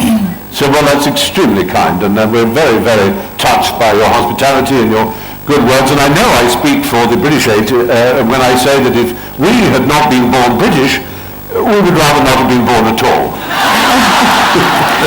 Right, so in the Fry Chronicles you write about when Emma introduced you to Hugh, because she was the one who made the connection. He was exactly the sort of person you would have otherwise hated. I mean, he was an athlete, he was very different from you. But yet you went on, I mean, the moment you met him, you all kind of started writing a sketch and you went on to build this amazing partnership. So what makes for a good co-writer, and what's the process of co-writing? Do you swap work? Do you give each other feedback, or how does it work? As far as maybe there are now, because the world has changed so much, but certainly when we were young there were no textbooks on how to write comedy or how to collaborate in writing, because collaborative writing is a very particular thing, obviously, and depends not on set rules, but on the very nature of the 2 people or 3 people or 4 who are collaborating. And so there's really nothing to do but find out if it works. And for some reason it worked for us immediately. That evening, after Emma had told me the story of Hugh, and I went to his room and we knocked on the door and it opened, and he was sitting on the bed. His girlfriend had answered the door, and he had a guitar, and he said, I've just written this song. And he started playing it, and I suggested some lyrics for the second verse, which he hadn't got lyrics for yet, and then we finished writing the song, and then we wrote 2 sketches. And Emma and Hugh's girlfriend were sitting there slightly dazed watching us, because he was then went into 2 or 3 in the morning, and we'd written a whole lot of material without really saying hello to each other. It had just been, we sort of fell in love, but in a comic way. And it was, I think we both just made each other laugh, which is an obvious thing to say, but we only had to meet each other's eyes. When later on, towards the end of the 80s and early 90s, we played Jeeves and Wooster in the P.G. Wodehouse series, there were some moments where Hugh had to be in another room to give the lines off camera, because I couldn't get my lines out without laughing if I saw his face. And he would do the same. And I remember one thing where he was in the room, the camera was pointing at him, supposedly looking at me, but there's a ping pong ball on a stand, which is his eye line looking at me. I'm in another room saying, indeed, sir. And he said, it's no good, I know what face he's pulling. So we had that very teenage thing of making each other giggle. We'd get into the lift at the BBC, and on would get a newsreader or something, and we would just go purple, almost suffocate, because we wanted to laugh so much. Utterly childish. But when it came to sketch writing for this series we did, yes, I bought an extra computer. This was 1984. I don't get me nerdy, but yes, on January the 25th, 1984, I became the second person in Europe ever to own a Macintosh computer. First was Douglas Adams. Yes, the first was Douglas Adams, my friend Douglas. And so anyway, so I bought another one a few years later for Hugh, and we had them both in my flat in London. He would be at one, I'd be at the other, and we'd start to write different sketches. And when we got fed up with what we were doing, we'd say, come and clear this up, it's nonsense. And so he would come to my sketch, and then I'd go to his.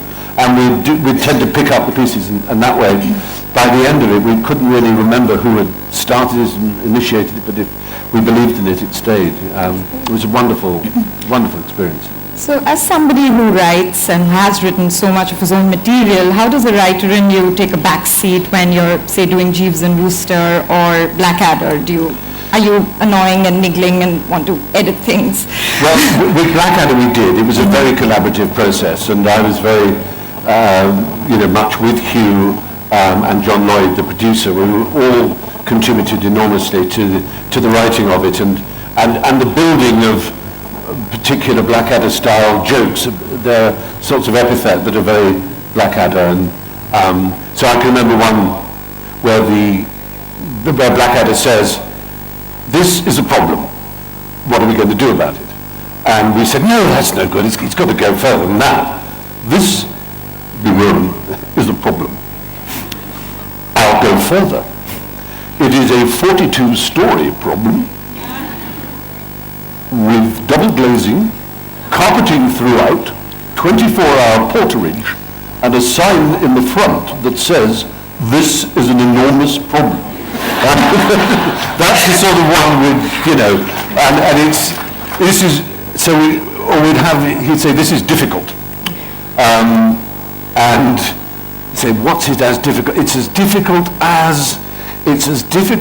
as walking over a cattle grid made of razor blades wearing a rather heavy hat. Something like that. And we'd say, "No, that's no good, we'll try another one and another one." The thing I'm proudest of is actually because my friend Tim McInerney, at the first read-through of the 4th series, he had this character who's called Cartwright, Captain Cartwright, and he came up to me after the read-through and said, "I don't really get my character. I really don't understand it. And I'm supposed to hate Blackadder, I don't see why." And they say, "Well, it's because you're a pen pusher, a member of the staff rather than a field officer." And I said, sort of as a joke really, I said, "Well, suppose you have a really silly name. And it's a stupid thing, but suppose you're called something like Badcock, or which people are called. I know, it's weird, they're called Badcock. They get through life signing into hotels going, Badcock." And you go, "What?" It reminds me of that Monty Python book where they had a page of adverts, and they said, there's one that just said, "Arthur Penis wishes it to be known that he has changed his name to Art Penis." And very silly. But, so we played around with Badcock, and then I said, "Well, I tell you what, now what's easier? Why not just Darling?" Because there was a politician much later called Alistair Darling, but at the time there was somebody in the public eye called Darling, I remember. And so we called his character Darling, and it worked enormously well for some extraordinary reason. So while on reading out things, and who doesn't like a little bit of book world gossip, you've read out the entire Harry Potter series, and there was this line called "Harry pocketed it." You can say it. Stephen, I wonder what he thought.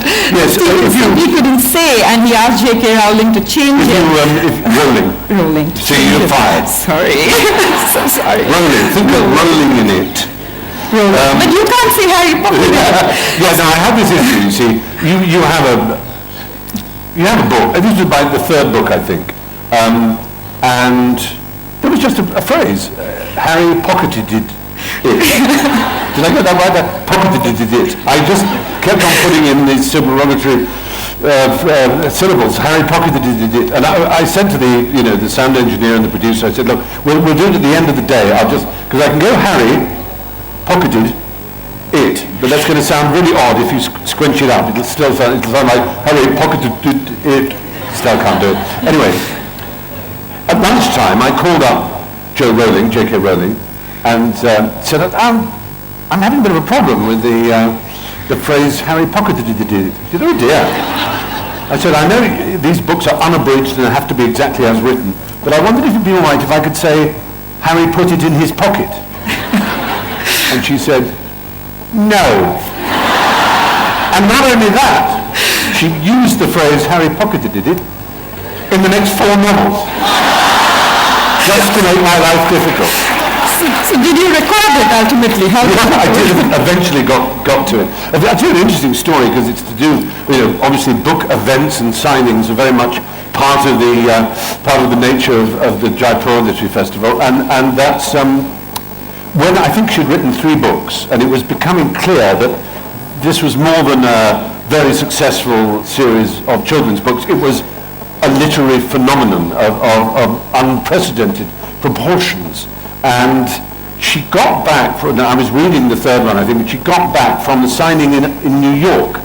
And she'd been in Manhattan and at the Barnes & Noble or a Doubleday bookshop, with whatever, and she'd looked out of the window from the stockroom down onto the street and seen queues, lines as they say in America, lines around the block. And someone from the bookshop had gone out into the queues and had counted the number of boys with scars on their forehead and little spectacles who were dressed as Harry Potter.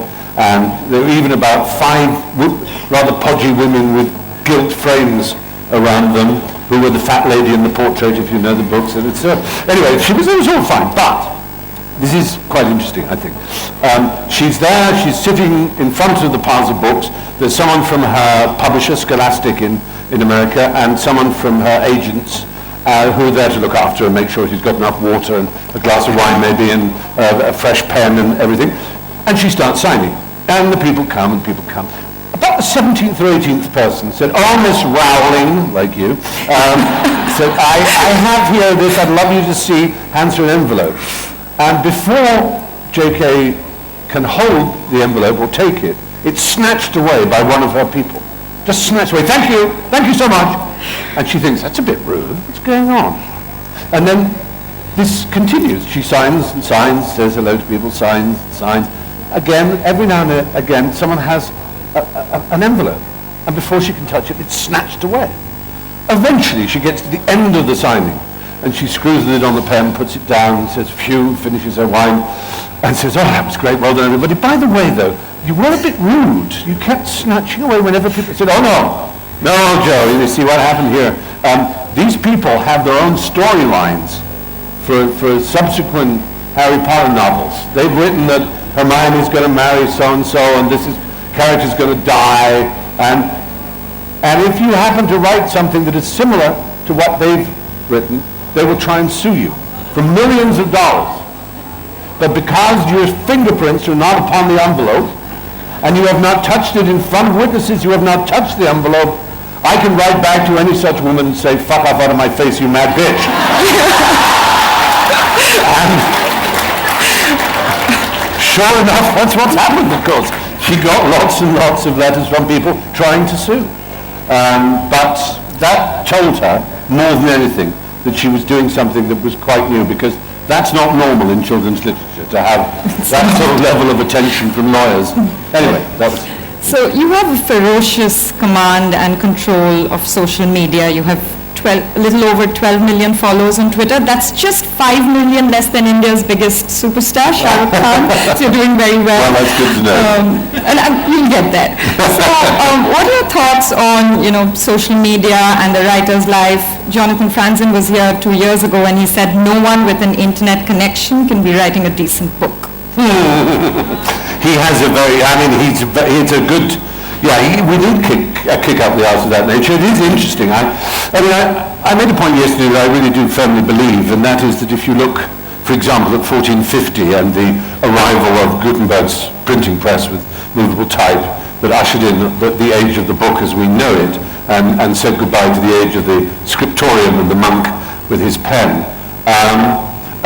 The monks, as a last gasp of trying to stop, trying to put the genie of printing back in the bottle, said, what will happen to human memory when everything is in these books? Instead of scholars knowing things, they'll be written down in books that they'll refer to. And the human brain will shrivel and die. And we know that far from that happening, what the age of Gutenberg ushered in was a renaissance and an enlightenment, the benefits of which we're all receiving now, this minute, in every respect. And I do think that, yes, of course, you may say Wikipedia and school student plagiarisms and some of the sort of darker sides of what is possible because of the net has a deleterious effect. But, to be honest, I don't think that's any different to the deleterious effect, so-called, of reading. You've only got to look through literature throughout the 17th, 18th, and 19th centuries to see how, in Jane Austen's day, the novel was looked down on. Subscription libraries were looked down on as cheapening. People should only read sermons and possibly poetry, but nothing else. And histories were allowed, so you could read your Macaulay and your Dalrymple of the day, and that was all fine. But you shouldn't read novels. And then improving novels became all right, but not penny dreadfuls, and not serialized novels in the Victorian age. And then it became television. You shouldn't watch television. Oh no, you shouldn't watch television. It's disgraceful. You should be reading a book. And then television is sort of slightly moving away now, and we're all looking at how wonderful continuing drama is on television, how splendidly these incredible narratives unspool in slow tempos that were never possible before. And we think, well, actually the art of fiction is alive and well in certain forms of particularly American, but also in Nordic and French, and I dare say Indian, certainly Israeli, and all kinds of countries producing remarkable fictions using television. But it's writing, and it's writing superbly in ways that are opening up whole new kind of styles and modes of narrative discourse, which are thrilling, I think. As for social media itself, whether it means we have these awful bruising encounters where it is almost impossible to talk at any level about gender politics or about national politics, nationalist politics perhaps in this country, or any of these hot button issues as they like to be called, without provoking such hornets' nests within social media that it's just dispiriting. It's upsetting and annoying. And you think, well, maybe we need to get back to a more civilized, if that's the word, period in which people can sit together and talk in a symposium form rather than jabbering and throwing out darts from the comfort of their own mobile phone or computer. I worried to some extent. As an early adopter of Twitter, I thought it was marvelous, but I did think it was important to remember that it was called Twitter. And Twitter implies and suggests totally inconsequentiality. It is trivial. And in that sense, that actually allows it a space in which it can be serious. And it exactly, it seems to me, reflects the golden age of British, at least, publishing in the 1740s and 50s, and Addison and Steele and Swift and Pope. And the magazines were called things like Idler and Rambler, Spectator, Disengaged, slightly looking through quizzing glasses at the world, or twittering away. Tattler was another. All these things are a very important way of not taking yourself too seriously. And I think that's partly the key, is we tend to forget the importance of a comic vision and a comic mode, because, as Oscar Wilde said of a particular person, he's not serious enough to have a sense of humor. And it's a very profound point. Sometimes trivial people are accorded rather a lot of attention because they are humorless. And sometimes humorous people are not accorded the attention they deserve because they raise a laugh. Whereas in fact the raising of a laugh should alert you to the fact they must have hit a truth, because otherwise it wouldn't be funny, as a rule. So I think, G.K. Chesterton, who was a master of observing these sort of things, said angels can fly because they take themselves lightly.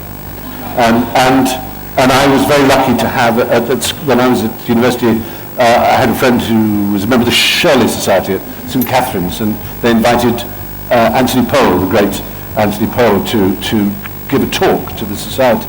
And I asked him a question at the end.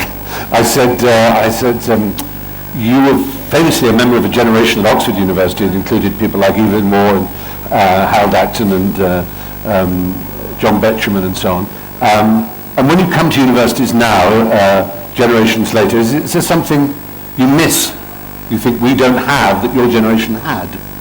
And I expected him to say classical learning perhaps, or something like that. But he said, yes, lightness of touch. I think it's a marvellous answer. Lightness of touch is incredibly important, and you don't see it on Facebook very much. You get sort of cheap old gags with hashtags on it, or kittens, or whatever it is, but you don't get a real lightness of touch, especially when it comes to debate. And it's very important to keep that, otherwise things get nasty very fast. What would Jeeves have to say about Twitter? I think you're more qualified than anyone to say that. I don't think there are not many speeches Jeeves gives that wouldn't fit into a tweet. But indeed, sir, or indeed just question mark at one point. I think there are moments when the Twitter audience might find him a little hard to follow. We always had to think now. Jeeves would recommend to Mr. Worcester that he effect a burglarious entry. And an American audience would think, what the hell is that? Effect a burglarious entry?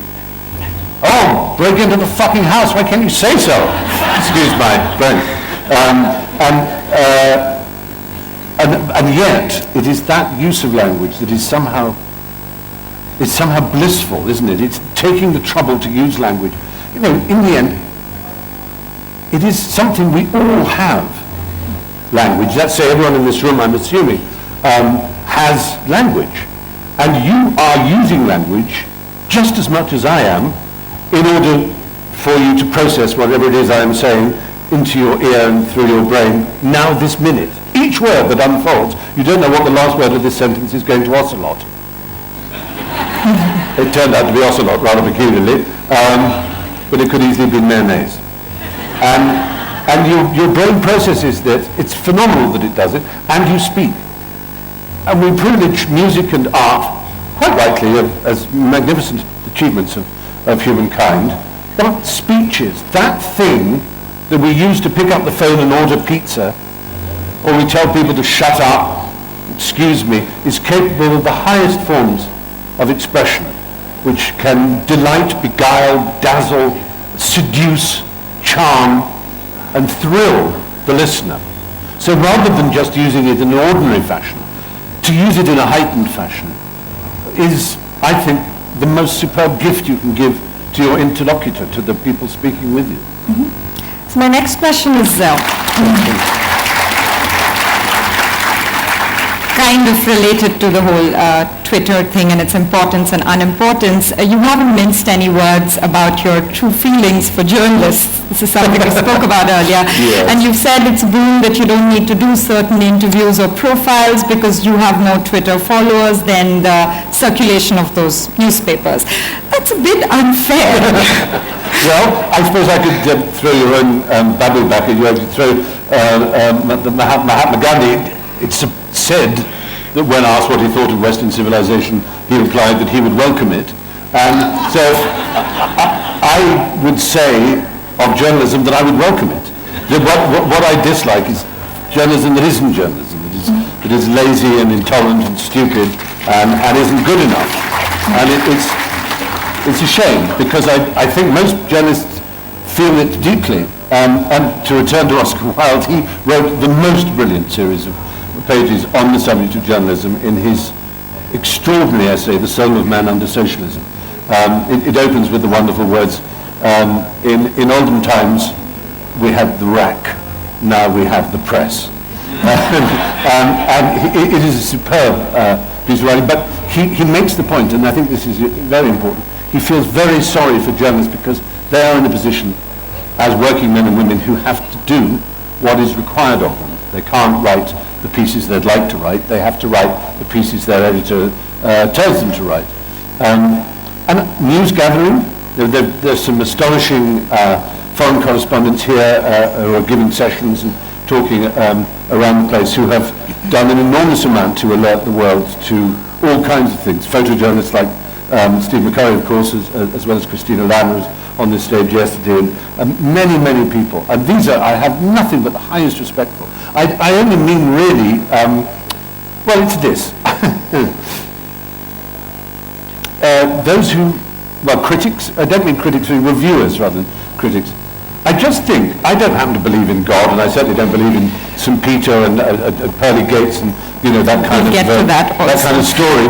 But just suppose you were a critic, a reviewer, and you died, and you went up to heaven, and St. Peter said, well, you were given an immortal soul, 2 eyes, 2 ears, a body pair of legs, stout lungs, and a valiant heart.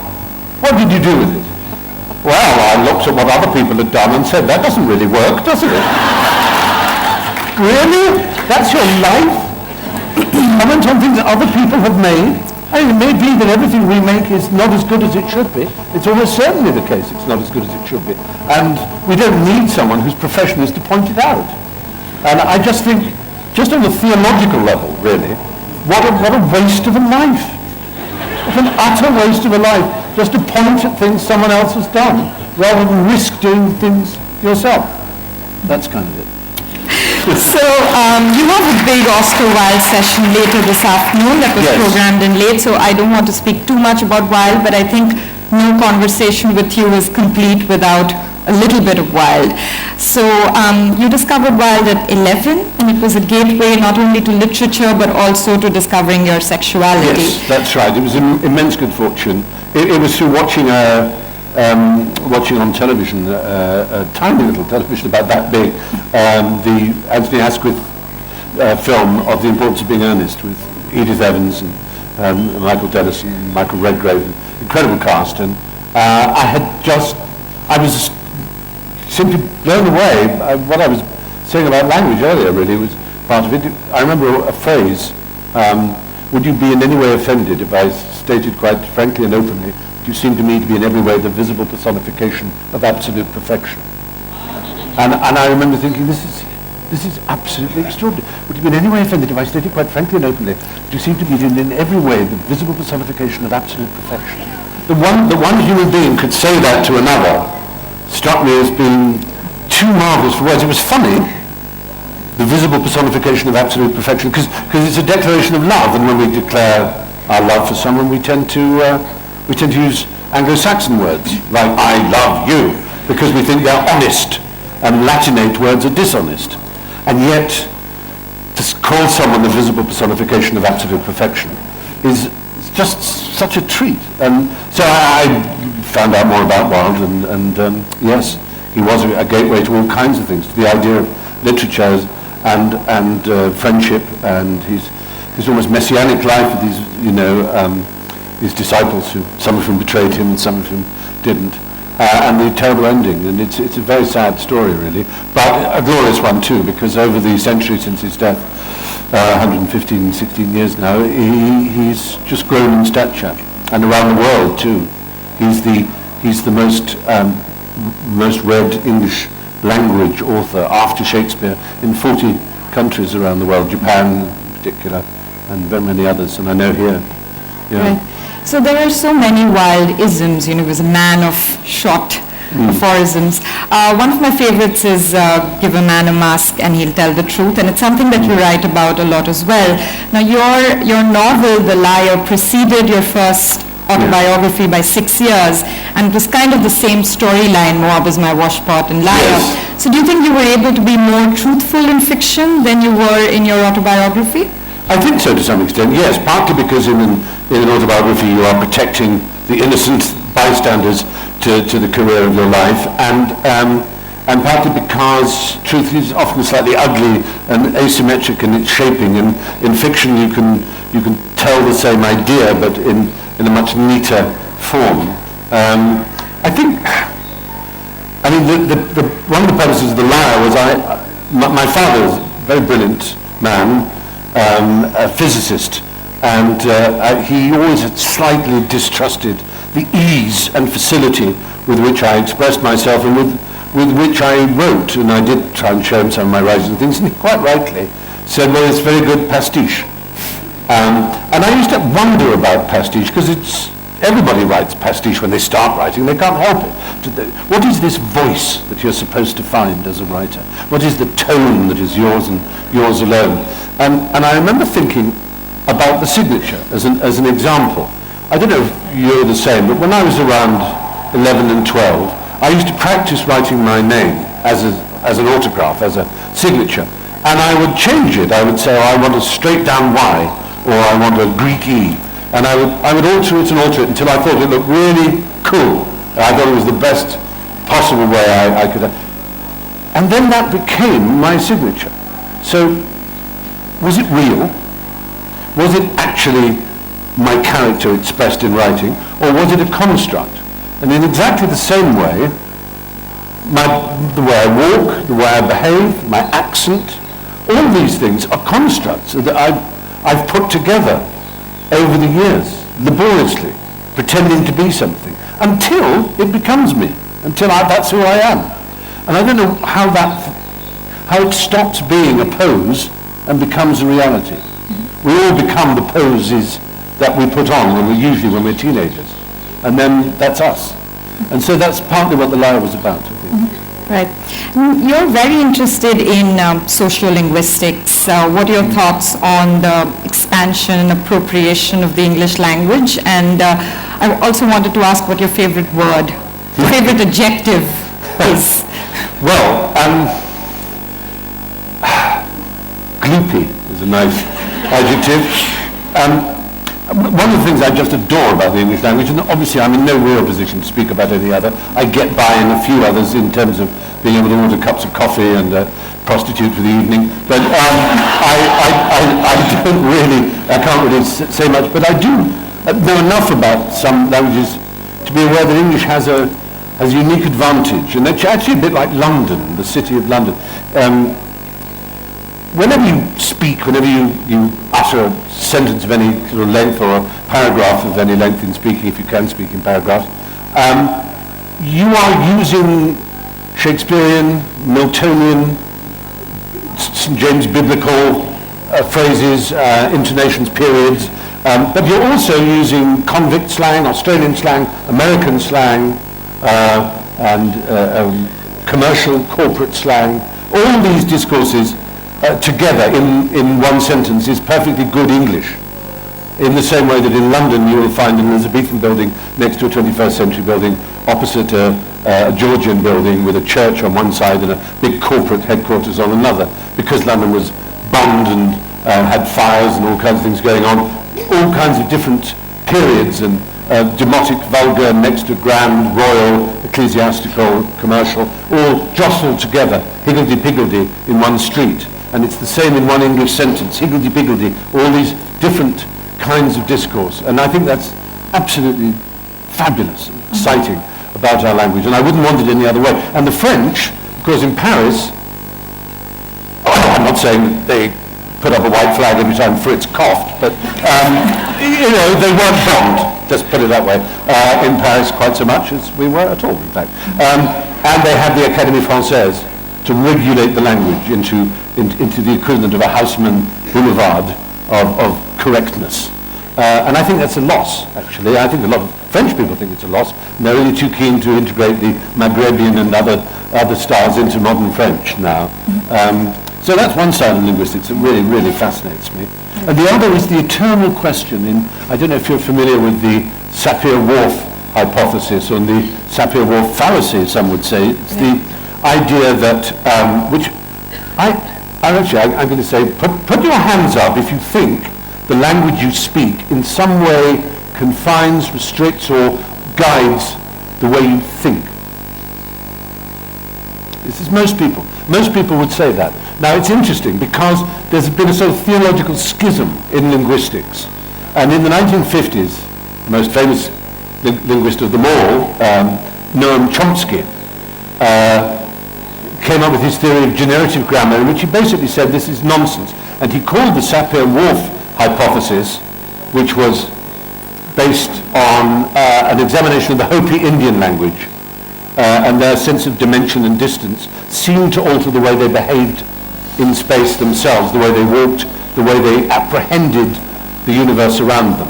And that was the point. But they squashed this, and this has been no one's believed it. And yet most people would say intuitively that surely it must be true that the language we are given somehow changes. And we can all say things about, for example, the words we don't have in our language and we have to borrow. Famously Schadenfreude and words like that from German, and I'm sure there are plenty that we have to borrow a few from, isn't it ironic, from Arabic we have to borrow alcohol. But there you go. And coal as well, that sort of coal for the eyes. But, and we borrowed from you nice Indian people, pyjamas and jodhpurs and tiffins and bungalows and curries and what have you. But you've also borrowed words from us, and I don't know, but it's an interesting, well worth thinking about. So just to give a more accessible example, the Sapir-Whorf hypothesis is, that Eskimos have 16 words for snow. Can they recognize more kinds of snow? And we can't because we don't have so many words. You're big into crosswords. When you were in prison, your glorious 6 months in prison, your mother cut out all the crosswords from the Times for you. What's been your most shrewd crossword move? Well, it's interesting. I've always had a very sort of quick way with anagrams.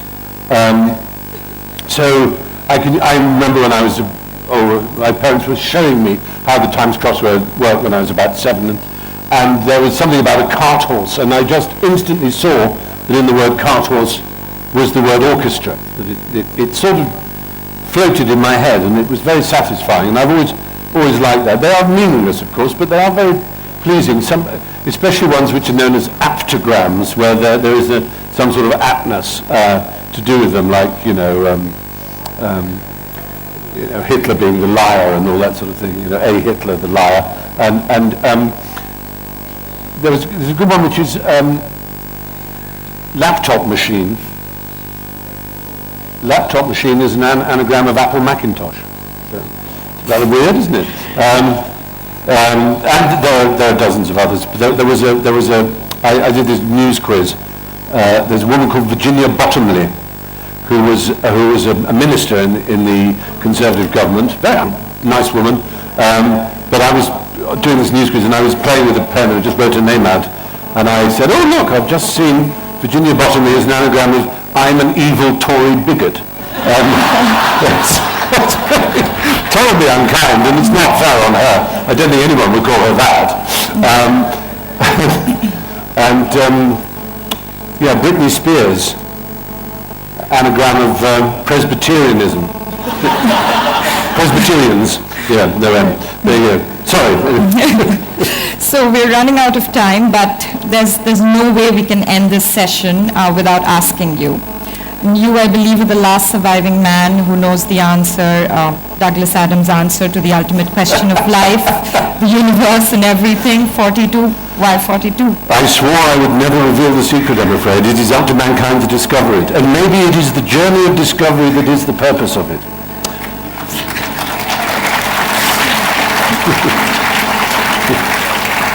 So we'll take questions now. We start in the front and then make our way back.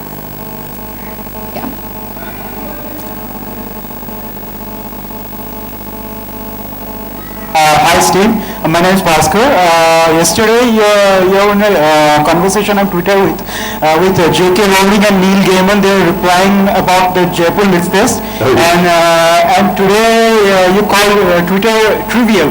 But as a fan, yesterday I was not surprised but excited that authors like you, as fans we are seeing authors talking like that in a public forum. So today you shared a story about J.K. Rowling. Do you have a story about Neil Gaiman?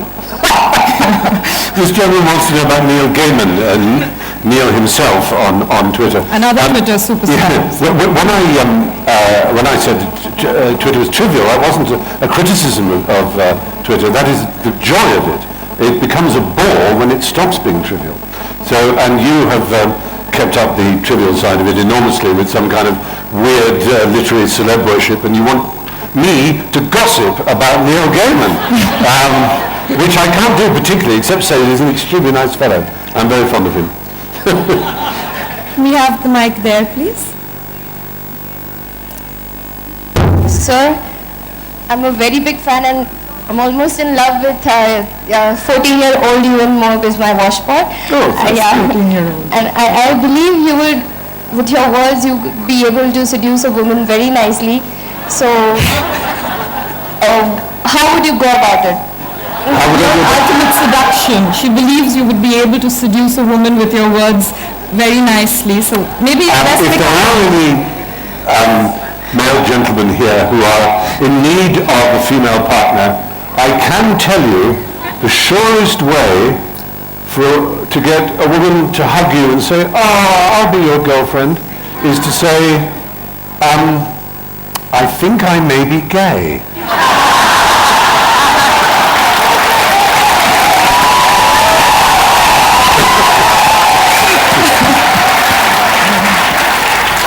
You want to ask a question? Where's the mic? Do we have the mic there? Hello, so I'm a big fan. So what do you think about political correctness? I mean, is it hampering comedy? And secondly, can I take a selfie with you, if you don't mind? I've seen you in like all the fucking shows, excuse me French, all the shows and shit, but I really want to take a selfie with you and talk about political correctness, since I like Sacha Baron Cohen as Ali G and all that shit. So, I think it's a really good question, and it's a very difficult one to answer because it takes a lot of unpeeling. Generally speaking, it would be nice if we thought that all political correctness was a cumbersome phrase that meant good manners, meant politeness. Just don't say things that are gross, pointlessly, needlessly upsetting to any particular group of people. So you might say it's good manners not to break wind in front of your grandmother. Well, why not say it's politically incorrect to swear in front of your grandmother, say, if you want to put it that way. But we don't say it's politically incorrect when it comes to a grandmother. We say it's impolite, it's rude. And I think one would say the same about anything, whether it's in comedy. Comedy is often rude, and it's good when it's rude, but if it's pointlessly rude, if it's needlessly rude, then you've got to be a damn good comic to be able to be offensive with style. But what's irritating, and I suspect most of us might agree with this, is when some sort of braggart comes onto the world stage and says vile things, and then claims that all he's doing is trampling on political correctness. We're obviously thinking of someone like Trump. It's astonishing. And actually, while you mentioned Oscar, and it's a funny thing when people may say this is trivial, but it's actually the absolute heart of what the aesthetic movement was about. I wrote about Trump, actually, 5 years ago, 6 years ago. It was a real vicious assault on him because I had to spend a day at one of his casinos in Atlantic City. And it was so vulgar, so trashy, so repulsive, so utterly inhuman, so vile, that I couldn't but attack the man behind it, because it seemed to me, Oscar Wilde's point is that, it is immoral to be ugly when beauty is a choice. And that's true of architecture or anything else. But Trump's ugliness about, whether it's about, Muslim people coming into America and saying, all I'm doing is refusing to be politically correct. No, it's not. He's appealing to the worst instincts of the American people. And it's horrifying that should be so. But yeah, I think we should just ban all use of the phrase political correctness, because it's used to beat us with, just to say good manners. Could we have the mic with the gentleman there, please?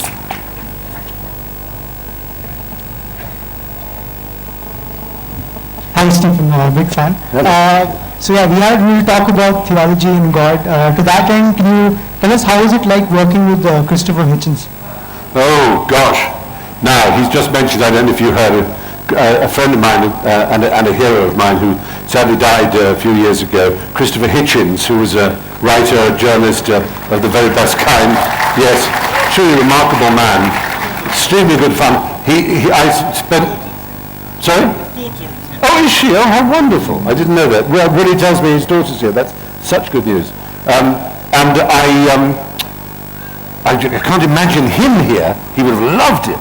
But he would have needed that pint glass of Black Label Johnny Walkers to go around with him like that.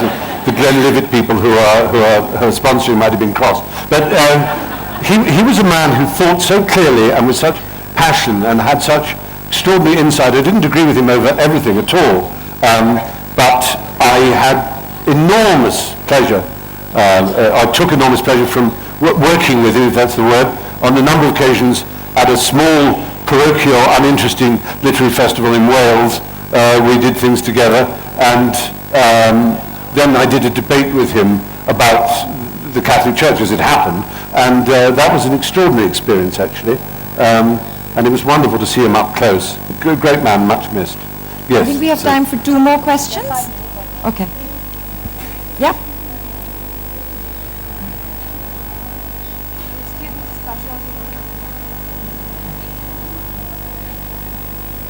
I'm so glad to have my turn. I'm such a huge fan, Mr. Fry. I've loved all your work, right from A Bit of Fry and Laurie to Blackadder to QI now. I love all your books. I read The Liar. I've read Moab is My Washpot. I agree with everything you have to say. I just simply adore you.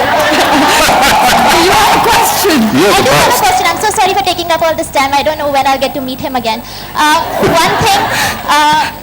One thing is that we didn't touch upon QI, and I really like that show right now. I was wondering if you're going to finish it right to all the alphabets down to the end, and if you could tell us about your relationship with Alan Davis. Has he been given a mandate to give all the most predictable answers on the show? Is it his mandate officially? And one thing I wanted to comment on. I'm so sorry. Just one last thing. Can you just answer this because we'll forget the question. No, something about what he said about language and how it constricts. I'm so sorry. I know everybody hates me. How language and how it constricts people's mindset. I think people who are bilingual or multilingual would recognize that more because they have that ability to compare in the way they think in 2 languages. But Americans might have a little problem with that because all they know is English. Okay, what's the question? They think that's why they think everybody should have that worldview. I'm so sorry. Thank you. Brilliant. I think you should have your own session. On the subject of QI, I hope this doesn't disappoint you, but I actually made the decision later last year that the series I had just recorded would be my last. So, because it was halfway through the alphabet, I'd done 13, we'd finished the letter M, and I thought I would move. So Sandy Toksvig is taking over next year, and she'll be magnificent, yes. Applaud, but not too loudly, I think is the... As for Alan Davis, funny enough, he emailed me yesterday, and I wish I'd known you were going to ask that question. I would have put something to him, but he's about to be 50, so he was inviting me to his 50th birthday party. And he's a magnificent figure, and I enjoy working with him. He's nothing like as stupid as he appears on the program. He's actually a very bright fellow indeed. We'll take a question from the back in 20 words or less. I think she needs 20 words or fewer. All right.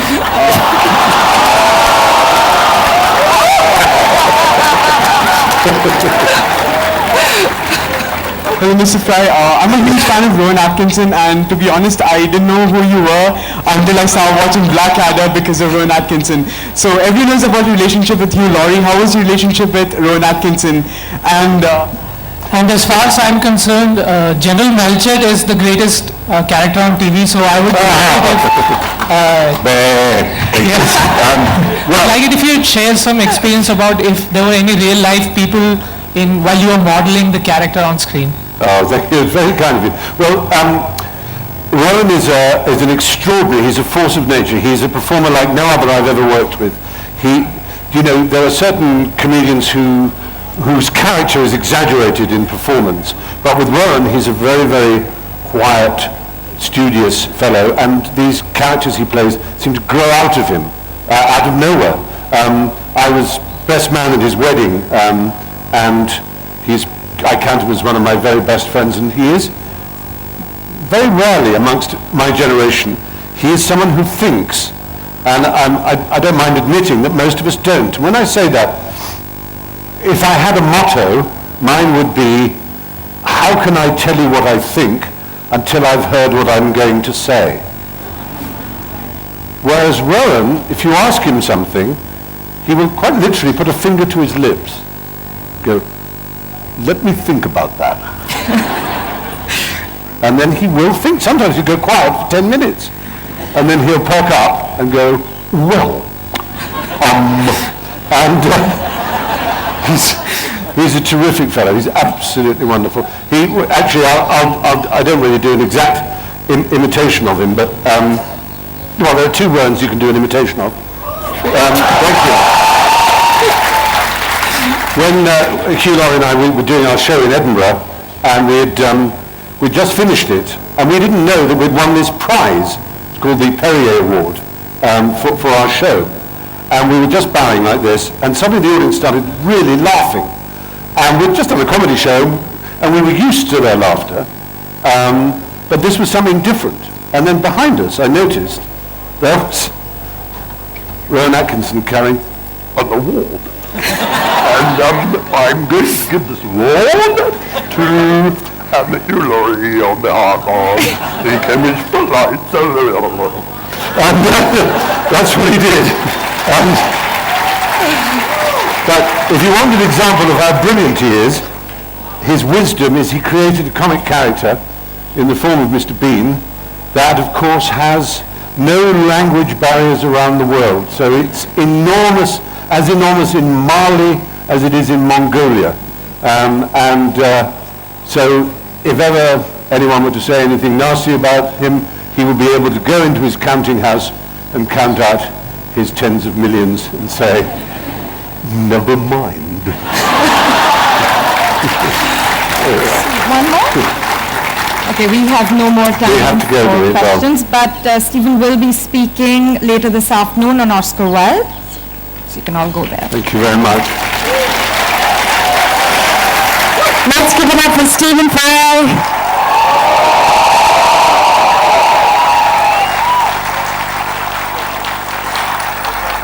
And thank you also to our Nindisha girls for the interview. Stephen will be signing books.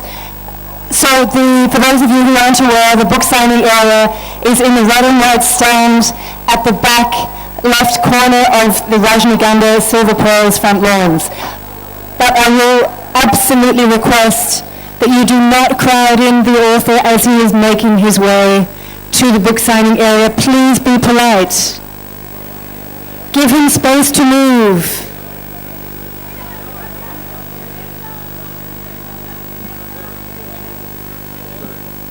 Do we have extra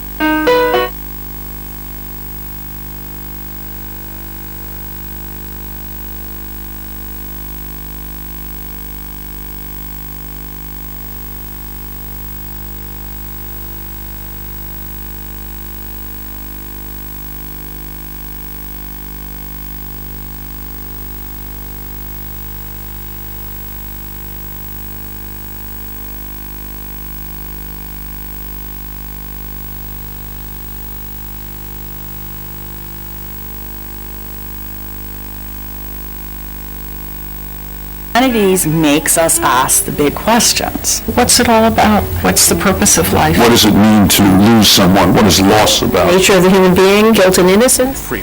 It's like the pulsating brain of the universe. More than a place, it's a spirit of inquiry. Major intellectual crossroads of the universe. There's a sense of curiosity, excitement. Issues that won't stay still in one discipline. The Humanities Center is really the beating heart of this university.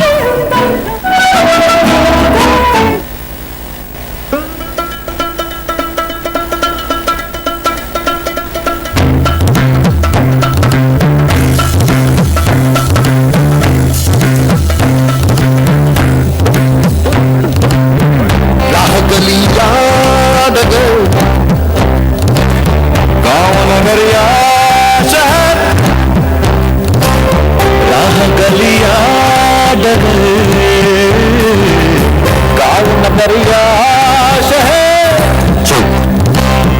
आसमां छूए चला है India आसमां छूए चला है India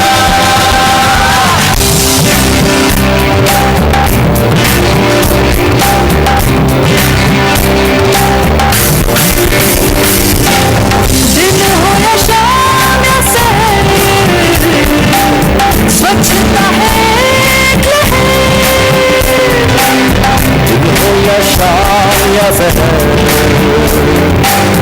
स्वच्छता है एक लहर ये लहर उठा चुका है इंडिया फैसला कर चुका है इंडिया बनेगा बनेगा बनेगा बनेगा बनेगा बनेगा स्वच्छ इंडिया बनेगा बनेगा स्वच्छ India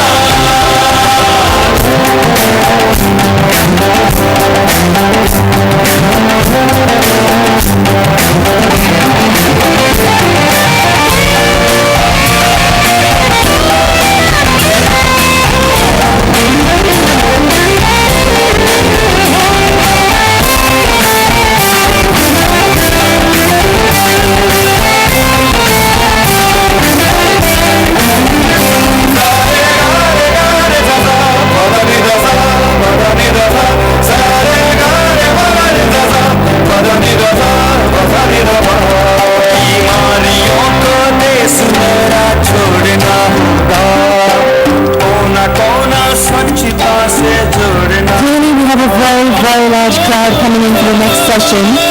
Just in case anyone is in the wrong place, I'm going to run you through the sessions across Digi Palace.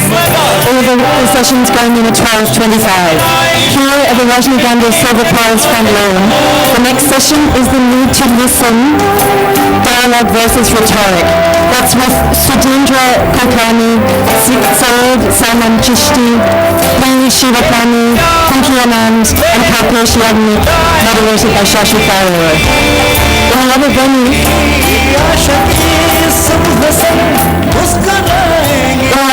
we have in Cherbourg the global novel with Margaret Atwood, Colin Tobin, Alexander Haman, David Grossman, Suleiman Adonia, and Sujeev Sahota, moderated by Chiki Saka. In the Google Mogul tent, the session going in at 12:25 is Picture This, Esther Freud and Hannah Rothschild, introduced by Alexander Pringle. In Baltak, the next session is Alphabet Soup for Lovers, Anita Nair in conversation with Ashok Fry. In the Mahindra Humanity Centre, Dobra Hall, the next session is Forgotten Royal Treasures, uncovering the Jaipur Palace collections with Rana Ahuja, Rosie Llewellyn-Jones, Robert Elgood, Maman Ahuja, and Munalini Venkataswaran, moderated by Giles Tillotson. And in the third Samvad, the session going in is Ambushed Mayanika, Matani in conversation with Punita Roy. Here, the session going in, next presented by Amity University, is the need to listen, dialogue versus rhetoric. So if anyone is in the wrong venue and actually wants to be at a different session, I'll ask you to move quickly on to your other venue so that we can get settled here. And for those people standing in the aisle, I'll just keep repeating this all day. Those people standing in this aisle, you can't stand there. We have to keep that aisle clear for safety reasons through the day. Of course, I will ask you to take good care of your neighbours. We don't want anybody getting injured or squashed through this session when clearly we have such a loud crowd.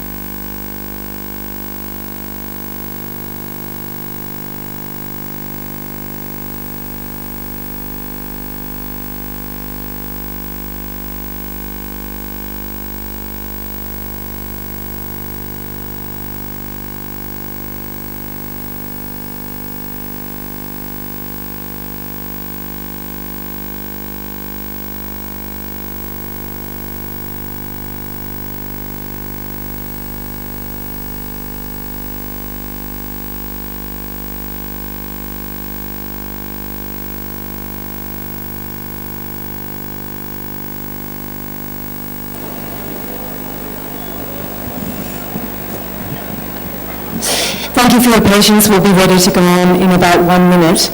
These people standing here, I'm afraid you're obscuring the view of people behind you. You're going to have to move over. Can you please move over? Those people in the central aisle there at the end, you'll have to move further away. You're blocking the view of people behind you. Also, we are going to weave some questions from the audience into the session, and I apologize in advance. It's going to be impossible for us to get to the middle or the back because we just have too many people here. It's not lack of interest in your questions, it's a simple practicality for which I apologize. The authors have confirmed they will sign after the session. If you don't know where the book signing area is, it's in the red and white stand at the back of the Rajnagandha Silver Pearls front lawn. And while I have your attention, just a quick reminder that at the Rajnagandha Lounge at the back of the lawn, there is a short story competition running through each day of the festival. So if you feel inspired to write a story in 6 words, please do that. Drop your story at the lounge there at the back of the lawn, and you'll be in the running for prizes which are announced later today. The best short story will win a prize by 5:30 p.m. today. So I think we're ready to go on. The next session is hosted by Amity University. The title is The Need to Listen, Dialogue versus Rhetoric. Please join me in welcoming to the stage Sudhindra Kulkarni, Syed Salman Chishti, P. Shivakami, Pinky Anand, and Shashi Tharoor. I believe the Kalpesh Yagnik is on his way as we speak. Thank you.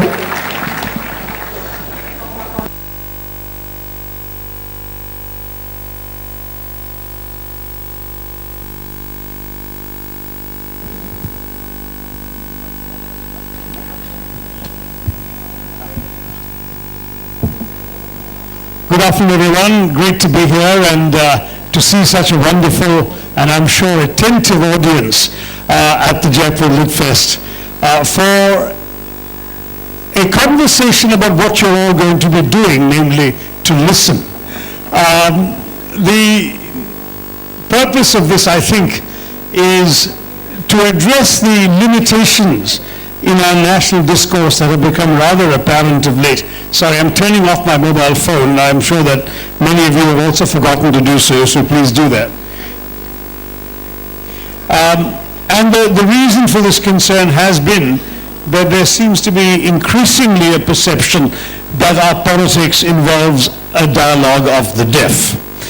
Perhaps amongst the most celebrated incidents of an unwillingness to listen came just a month or so ago, a little more than a month ago, when Sudhindra Kulkarni, sitting here, actually attempted to organize a forum to release a book by the former Pakistani Foreign Minister, Khurshid Khosrow, and discovered that his face apparently was an appropriate place for ink to be smeared on it by activists who did not want him to offer such a platform for dialogue.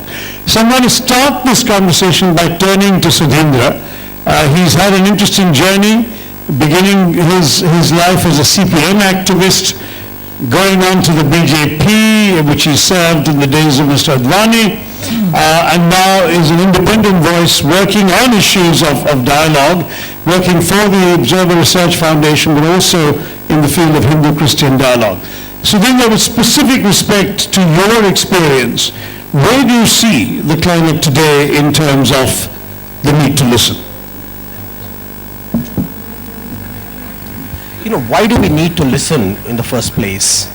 Why do we need a dialogue? It's because no organization, no ideology, no political party, and certainly no individual has a monopoly on truth. Even the best of them have only a partial comprehension of truth. So it is our incompleteness that should prompt us, that should compel us to listen to the others and have a dialogue. So in order for me to become a little more complete and a little less incomplete, that I need to listen to you, even if I may disagree with you. So we need to create yet again that culture of dialogue, which was the hallmark of our freedom movement. You know, our freedom movement was very unique in the world. No purges, no assassinations of the kind that took place in Russia, China, elsewhere. Such diversity of viewpoints, but all of them being somewhat peacefully integrated for a common cause. And that is what we need to revive once again, especially because, we are living in a world when certainties, ideological certainties, intellectual certainties are collapsing. Even religions are in turmoil.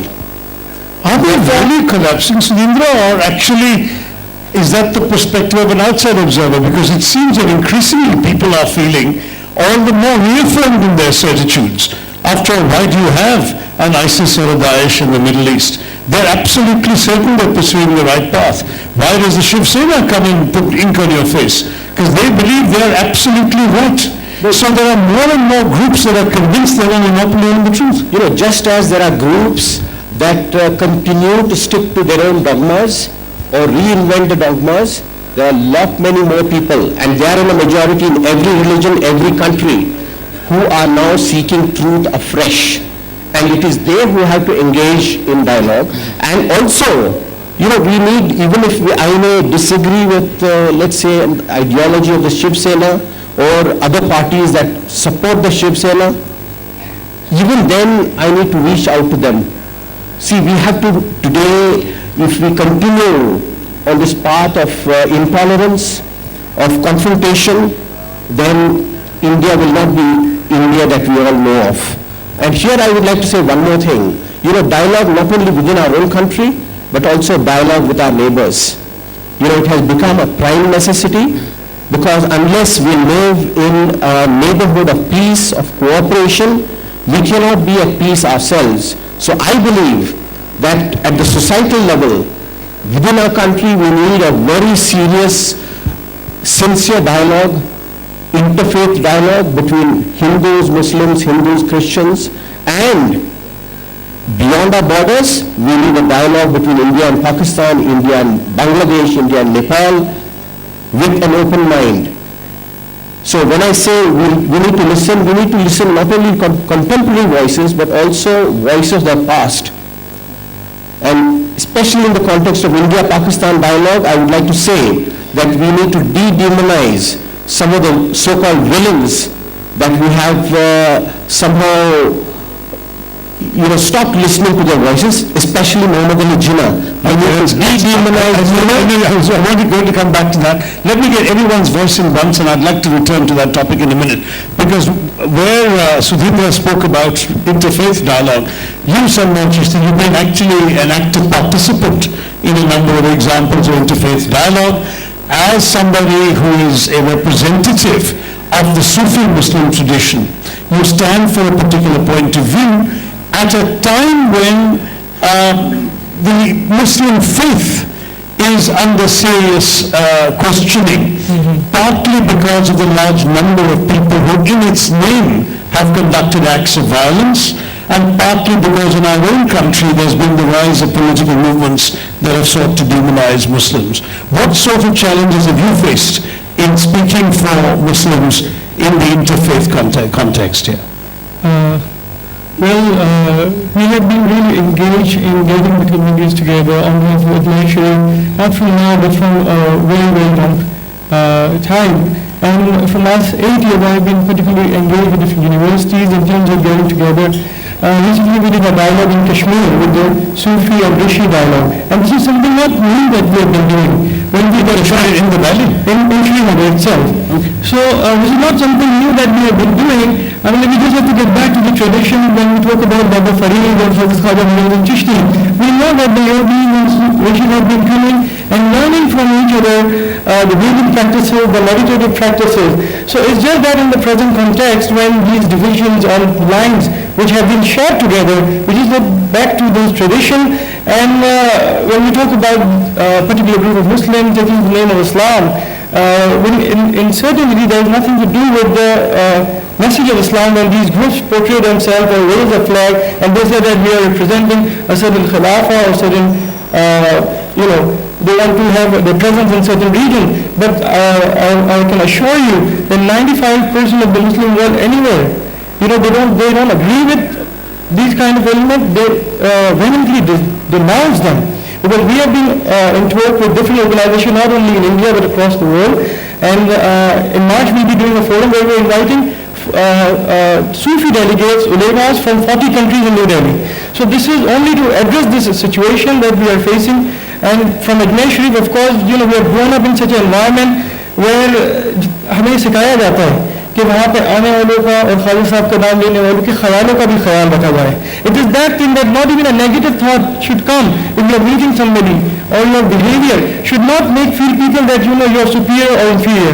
We are all one together, and the greatest strength of a country is unity in diversity. As I mentioned earlier, this was my favorite chapter in my political science classes, and this is the greatest strength that we need to get back, not really, play by the interests of some groups or some political interests that they want to use this division for their particular gains, but that will be really, will be a loss to India. But one second, the fact is that when we speak about dialogue, it's not only between faiths, it also has to be within faiths. Within Islam, is your Sufi argument able to hold its ground in the face of increasing fundamentalism or the face of increasing Wahhabism, Salafism, and invisible, audible Muslim thought? Well, pretty much, especially in the youngsters, since few years we have been very engaged with the universities which I mentioned. I was in Turkey, we were in Bosnia. So the youths have been really, there was a time when they were distracted because of the social media presence. But now because of all these technological understanding, the youth especially are coming back to the tradition, and they themselves are giving up on these notes that the extremists have nothing to do with Islam. And they have been in universities and discourses, and on meetings regularly, we are inviting students to Ajmer Sharif on their exchange program with different universities. So the youth, of course, are coming back to something which, they have experienced kind of extremism, and even there are mosques. We know that even in some villages there are mosques in India where these Jamaats come and they brainwash the youth, and they say that what your father or your forefather have been doing, going to the dargahs, have been not really part of Islam. But that is not the basis on the Quran and the Sharia. When you look at the perspective of the Quran and the Sharia, that itself gets denounced what they teach to this youth.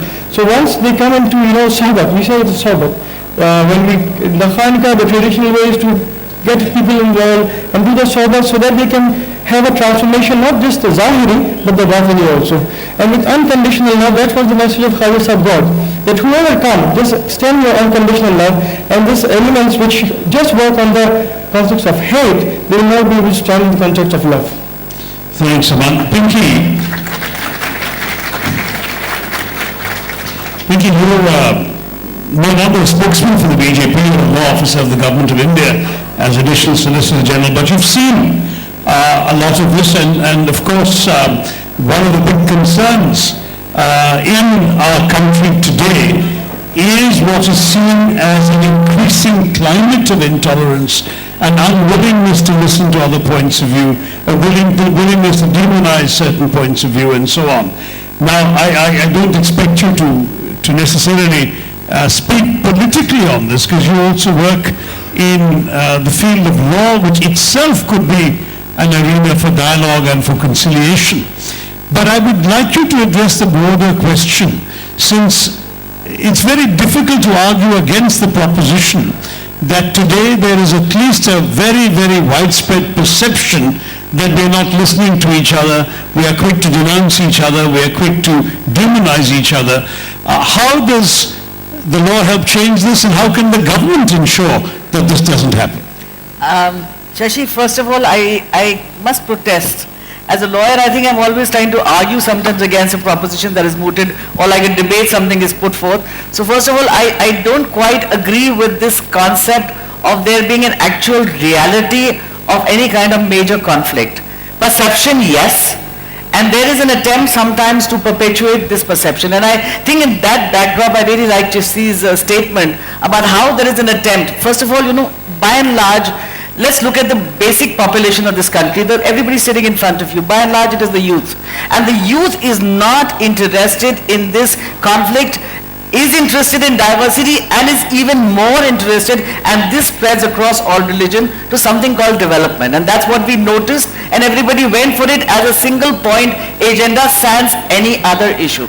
On the factum of whether you can improve this dialogue, you can always improve a dialogue. There will always be conflict, and particularly in diversity there will be conflict.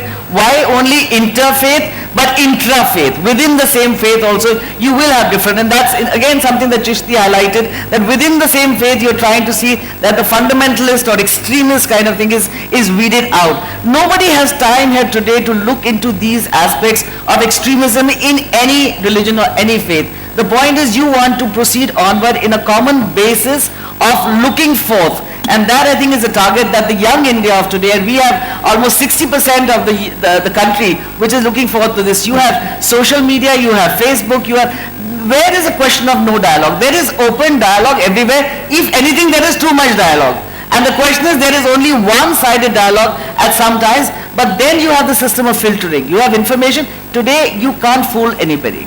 If something is happening, you all know about it, I know about it, and everybody beyond this knows about it. So you have a point of view, and today again, we have a difference in India. Today, the youth of this country is an active participant in a viewpoint, and the viewpoint of the youth is across the viewpoint of any other cross-section of society, for the reason that the youth look for change, the youth look for revelation, the youth look for, as I've said earlier, development, and the youth look for a concept which is way beyond the conflict barriers across. I mean, if you come across this, I think you can't have a better time. If there are some things that happen in the country, they do happen. They happen in the world. They've happened forever, and they'll continue possibly to happen to some extent. But if you can ensure that the perception itself is watered down instead of inflaming it and say, putting more fuel to fire, I think we'll be doing an active service in every manner to humanity.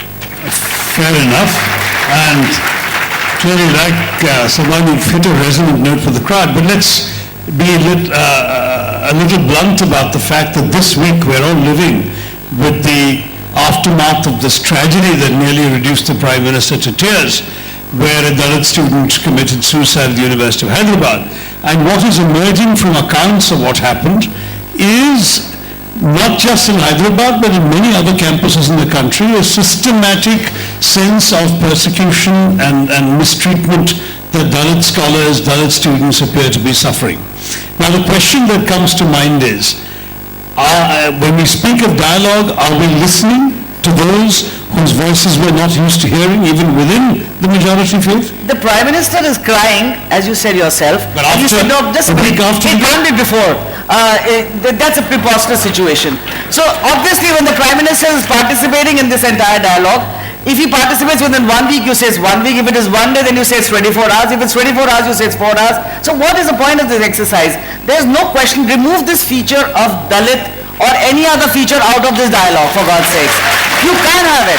If a man is raped, you say it's a Christian that is raped. If a Dalit assaults somebody and in turn commits suicide, which is very unfortunate, all of us are actually sitting in grief about the situation. Don't call it an anti-Dalit exercise. We cannot put this into a bracket. You have students committing suicide, unfortunate. We must address it, that is another matter. But you cannot classify a community basis or a religious basis or a classification or an OBC or a Dalit. It can't happen.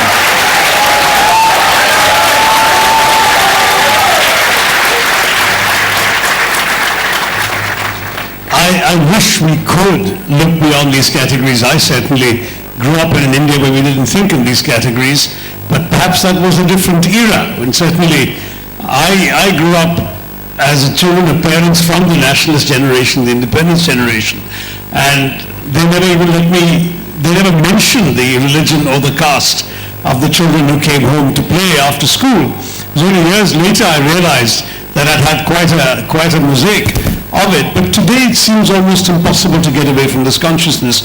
And I raise that question to Pinky because I have received a large number of communications from Dalit students, not just in Hyderabad but elsewhere, telling me about what they see as pervasive discrimination. So perhaps the audience doesn't agree, but if they feel it's there, that could be a problem. And we do have a speaker who has herself been a Dalit activist, an IAS officer, Palamimuthu Shivakami, who is now here as a writer, but is also somebody who's an activist on Dalit and tribal causes. How did you react to this issue? Before reacting to her, I should say something about listening. According to me, listening is both ethical and social. Ethical because you recognize the otherness not only outside you and also inside you. And also it's social because we live in a pluralistic society. You can dub it as categorization, but we are plural. So therefore it is ethical and social. I would further go beyond and say listening is an act of nobility and compassion because it involves the betterment of others along with you. Therefore, I think, especially in Indian context, because we have grown in Vedic legacy, where the words have so much power and have the sanction of God. Unfortunately, it has been monopolized also, as Mr. Kulkarni has rightly said. Therefore, sharing it with others, if at all the words have power, it has to be shared with others. So listening is the best way. And also I served the government for a number of years. I don't think the government really listened to some people. They have been excluded. Otherwise, because many people ask me, why you have left the service? I served Tamil Nadu government for 28 years. And I found that we have been designing how to distribute freebies to people, like mixers, grinders, and what are clothes, chappals. TV sets. TV, yeah. Therefore, you don't need IAS officers to distribute these things. You need them for better work. And what really people need, they don't need this. If you really listen to them, you go to the villages, because I have traveled about 2,000 to 3,000 villages myself when I was in service. And even when I was in service, I was an activist, and of course I have been, that's a different story, I won't go into that. So when I asked them, what do you want? Any self-respecting person would tell me that I want a piece of land and a place to live. And rest and all, because they have been hardworking and they can earn themselves. But unfortunately, government have not heard this. Even if they hear this, they would take a different decision because they will 100 days work and whatever, because you don't have to work. Because I have been seeing women sitting on the banks of the lakes and earning this money without doing any work also. This is because the government think that they are poor and they have to be given something, therefore their mouth should be shut. So avoiding all conversations the government have been running in the past. I am sorry, whatever government you belong to, this is common everywhere. So the categorization, it does exist because we are not talking in air. If you are not able to recognize, if you not asked a question so far, please ask a question now. Why the Harijan Basti, so-called Harijan Basti, has to be separate from the village if it is not categorized? Has the government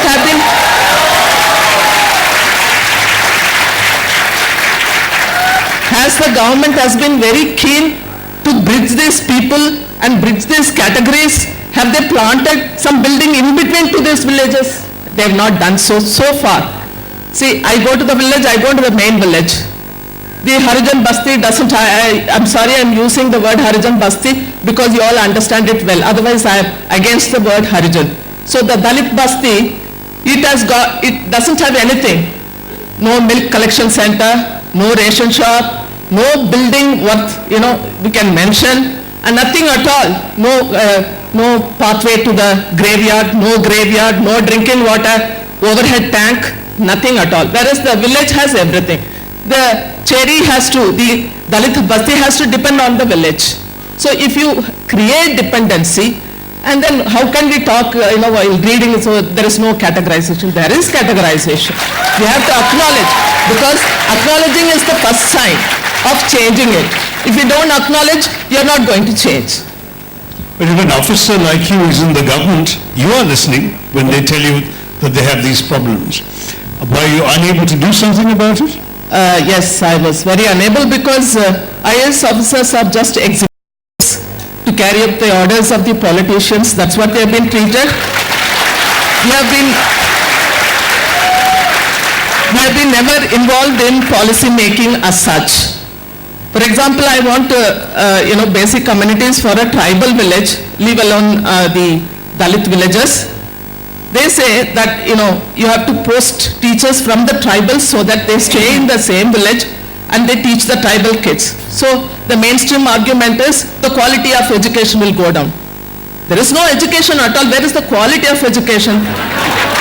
Because the teachers don't go there, they don't reside there.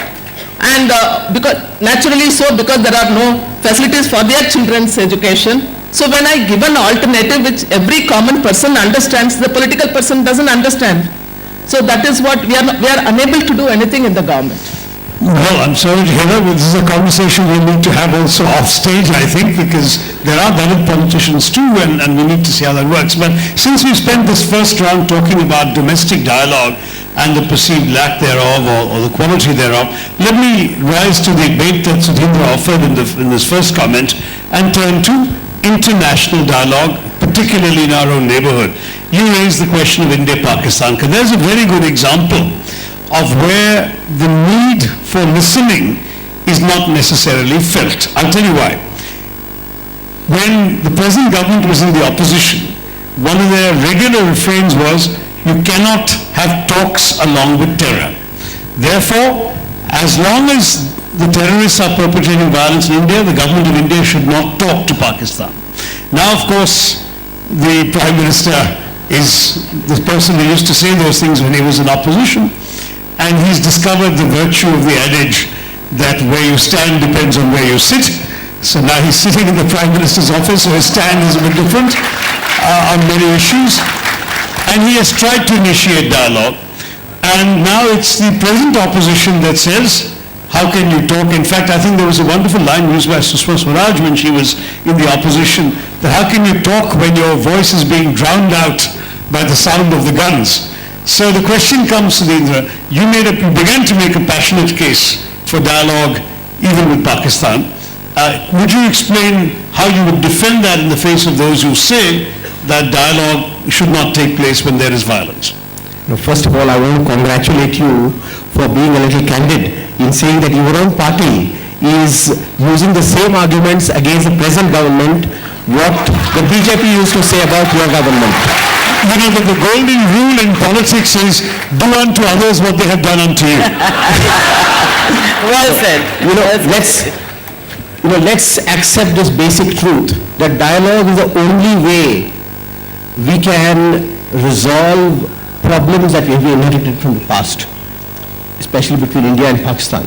There is no military solution, and therefore, irrespective of which leader takes the initiative to start the dialogue, irrespective of what that leader has said in the past, we should welcome if that leader sincerely begins a new process of dialogue. And it's for this reason that even though I have differences with Prime Minister Narendra Modi, I wholeheartedly supported his spontaneous visit to Lahore, which had a very strong human touch.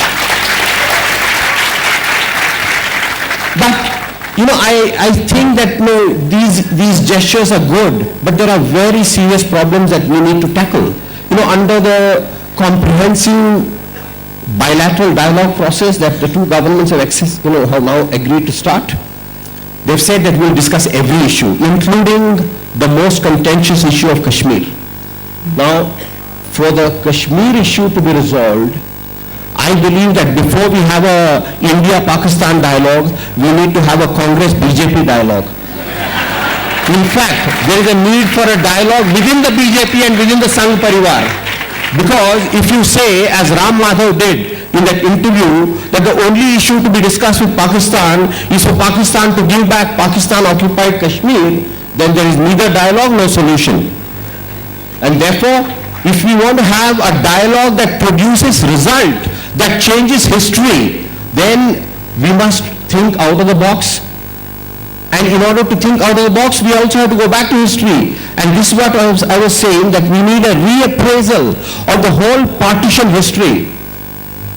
That it was a very complex affair.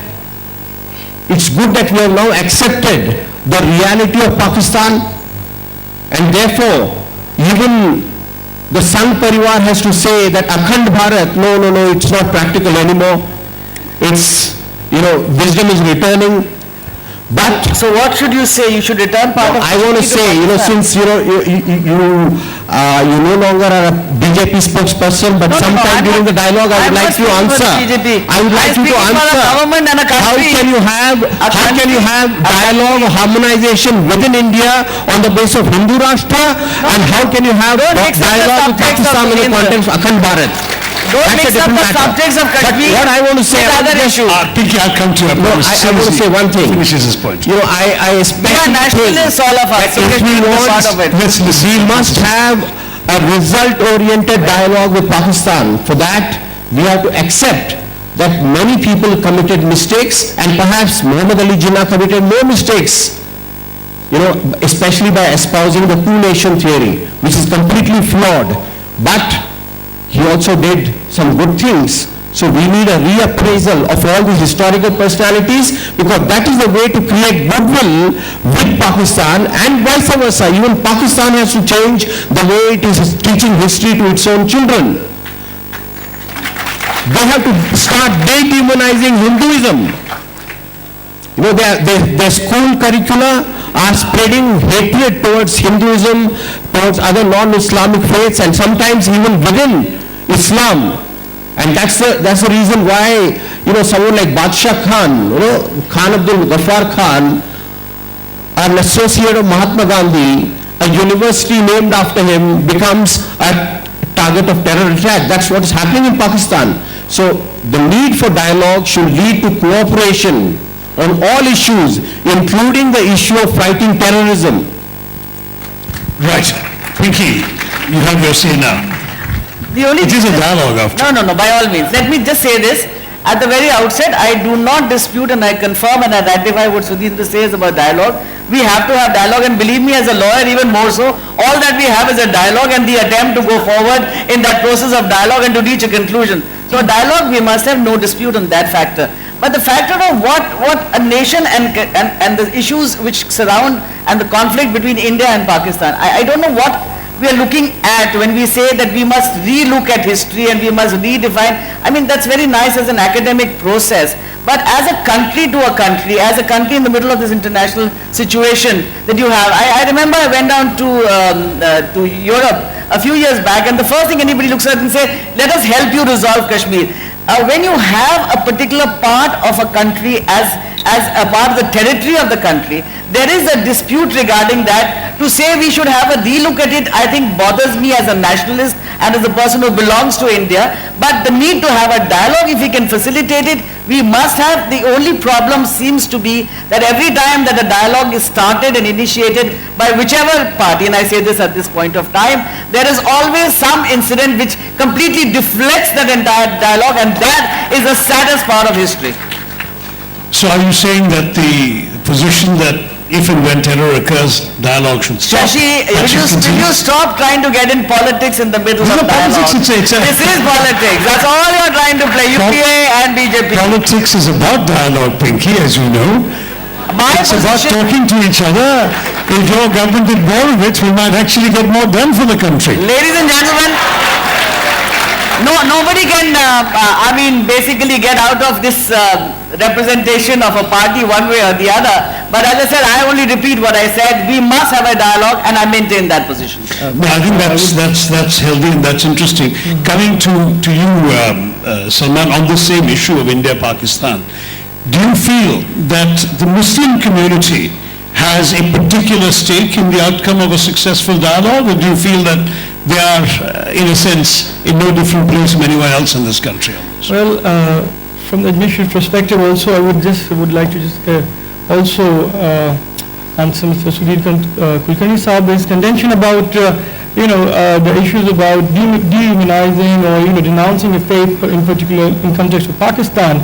Well, that is also a recent phenomenon. It's not been happening, because as I said, even in Pakistan there are many Sufi centers. We have Baba Farid there, but from last few years when these extremist elements have taken over, their voices are not being heard.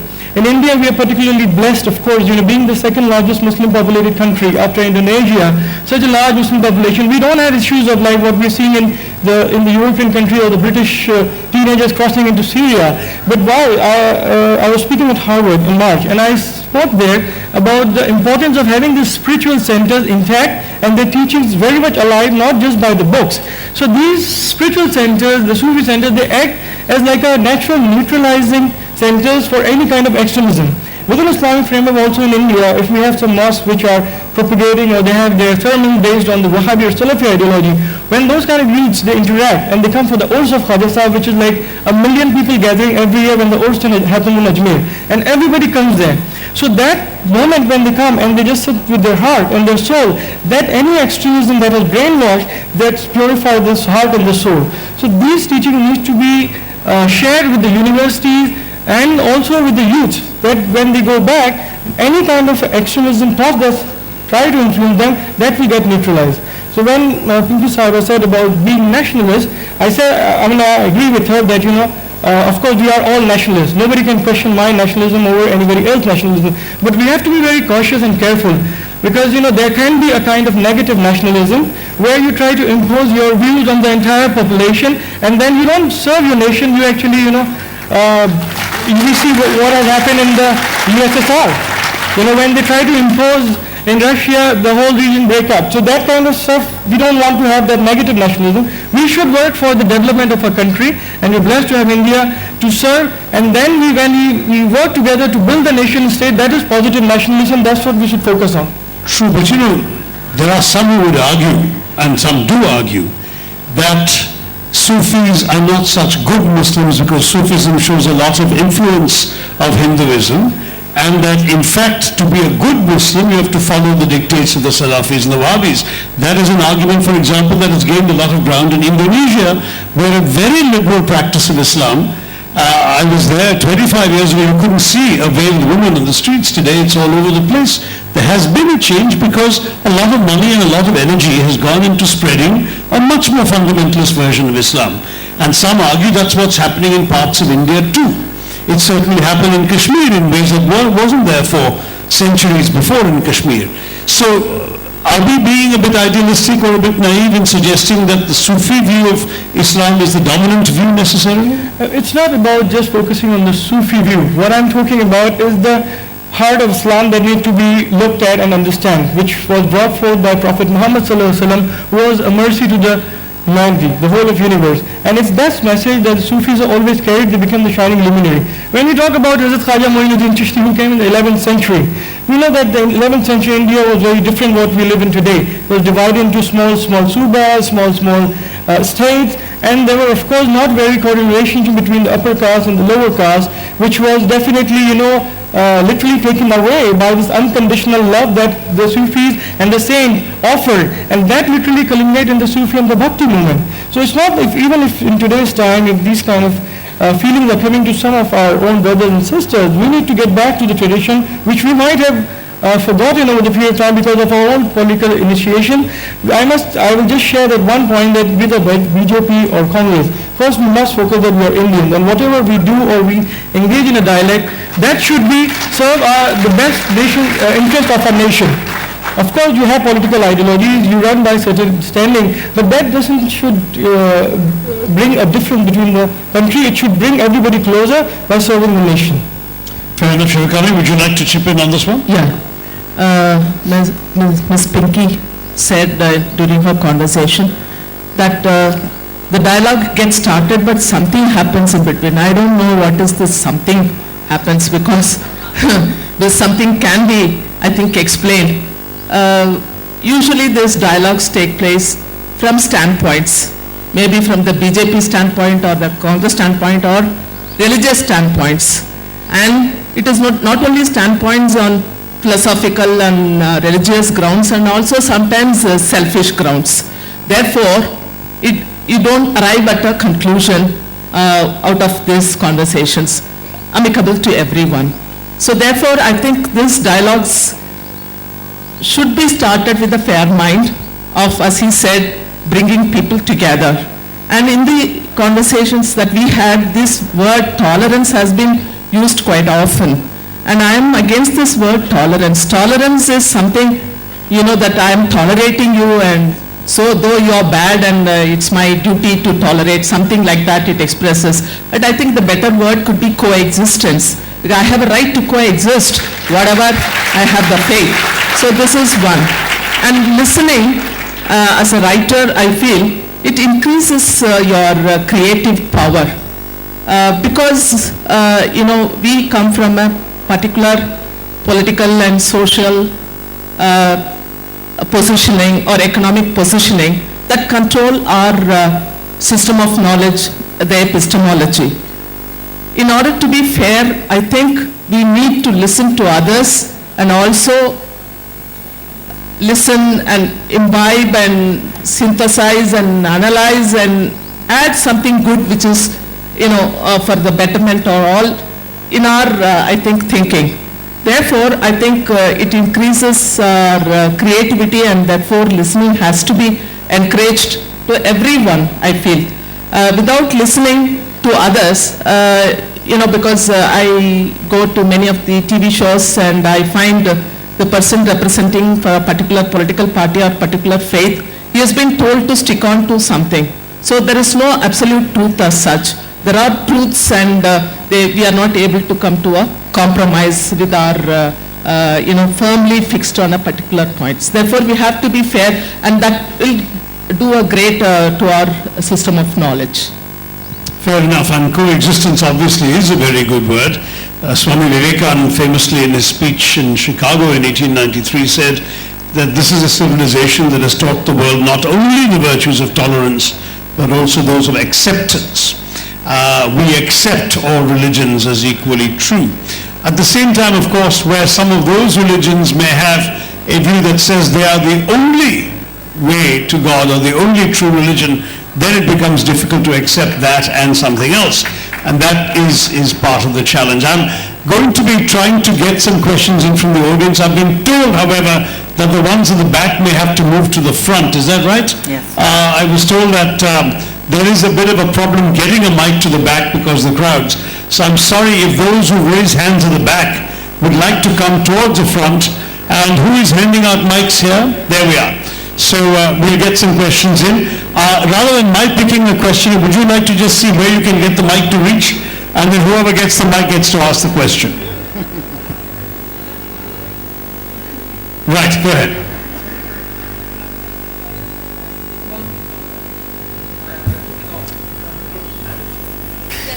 Yeah. Okay, my question is to Salim Saab. Does it bother you when, Salman Saab, sorry. My question is to Salman Saab. Does it bother you when in Kashmir, which was at one time the citadel of Sufism, the Sufi shrines are being burnt, Sahar-e-Sharif, Makhdoom Saab, the youth, whether you like it or not, are being radicalized. You think that youth are talking about development, they are not. They are getting radicalized. And the only Muslim majority state driving out its minorities, 5 lakh of minorities from the state, giving the other side a reason to say that, look, India is a secular state, secular country only because it's Hindu majority country. There's only one Muslim majority state in this country, and look what we have done to the minorities there. Does it bother you? That's a good question. I wouldn't say that it bothers me. Of course, it affects the understanding that we have shared for 1,000 years. And, I tell you, during this period of time, particularly in winters, Ajmer Sharif become a mini Kashmir, because when the snow happens, a lot of Kashmiris, a lot of Bakrewal, they all come to Ajmer Sharif, and there is there. We have visited Kashmir many times. As I mentioned, that we had this dialogue between the Sufi and the Rishi at the university. So even at the Kashmir University, we did. I personally met some of the people who were not really accepting this dialogue. They were the organizer, but they themselves not agreeing what we were getting together. So there is, of course, a serious note that needs to get back to the Sufi tradition and the Rishi tradition of the valley, which was very beautiful and still very much alive. There are many dargahs, the majority of the Kashmiri, they still go by Ashmukam, Dal Lake and Hazrat Bal, Charar Sharif, they still go there, they take their children when the newborn babies are born. All these traditions are still alive, but it's just the minority, but of course they have access to that kind of funds that they try to portray themselves and they do certain acts which make loud noises. And in particularly Kashmir context, I would say that any act of love, celebration of love and life is not really portrayed anywhere in the world, but any act of death and destruction, which will be all over in the newspaper. It's everywhere. You see a million people coming together to celebrate love and life in Ajmer Sharif will never make a headline to CNN or BBC. A person goes, blows himself, 10 people die, everybody will be talking that this is Islamic terrorism. So why the act of celebration of love and life not shared? This is something we are really focusing back on Kashmir to get back to the traditions of Sufis, inshallah. Right. Do indicate who you want to ask the question to. I think the best thing is not to fill in with the mic, just speak into it. Can you hear me? Okay. Hi, I'm Rubina, and this is a question anyone can answer. When we were all living together, India was one country before partition. We had a very, very tolerant society. But since then, you'd agree that both countries have elements of fundamentalism which have cropped up. So although it's really, really good to hear you guys making so much sense about this conflict between India and Pakistan, do you think you are perhaps simplifying and not looking at the real issues and unpacking the real issues, or let's say the invested interests, for example, in both the countries, the investment by both the countries in their armies, the armed sectors, the greater powers in the world who have an interest in keeping this conflict going. The different, there are all these different elements in there, and how does one unpack it? How does one unpack it to say that, okay, if you are going to listen to each other, if you're going to have a dialogue with each other, how do you start unpacking? I mean, Kashmir, for example... I think you've asked the question, ma'am. Sudhindra, we've got to try and get a few more questions in. Yeah. The first thing we should do is to unmask fanatics who couch their arguments in the form of patriotism. Whether the Indian patriots or Pakistani patriots, but who hate each other. Hating each other can never be a hallmark of patriotism, whether Indian patriotism or Pakistani patriotism. Secondly, we need to bring the voice and the desire of the common people of India and Pakistan who want normalization of relations, and they are indeed in a majority, but that voice must reach a critical mass, a tipping point, which will then force both politicians and even armies, especially in the case of Pakistan, not so much in India, that they must listen to people's will. The popular will must prevail, and it is going to prevail. And let me also add here that we should not depend any outside power to resolve our issue, whether it is United States or any other, or China for that matter. We have to resolve it ourselves. Absolutely. जब मैं अटल जी के साथ लाहौर गया था बस चढ़कर, तो उन दिनों नवाज शरीफ प्रधानमंत्री थे. उन्होंने एक बहुत अच्छी बात कही. तो उन्होंने कहा कि हम हिंदुस्तान पाकिस्तान को जानने के लिए, पाकिस्तान हिंदुस्तान को जानने के लिए हमें कोलंबस की जरूरत नहीं है. यानी पूरी तरह से अमेरिका जाओ और अमेरिका की मदद से हम दोनों करीब आए, इसकी कोई आवश्यकता नहीं है. All it requires is for a prime minister coming back from Kabul to New Delhi, stops over because the prime minister of Pakistan is having his birthday. We should have more and more of these informal initiatives that have a human touch. Absolutely. And we are bound to succeed. Peace between India and Pakistan is bound to happen. It's just going to take a little more time. I have some worries about that, because I'm afraid when you talk about unpacking these various factors, there is the fundamental problem of the nature of the Pakistani state. To paraphrase Voltaire on Prussia, in India the state has an army, in Pakistan the army has a state.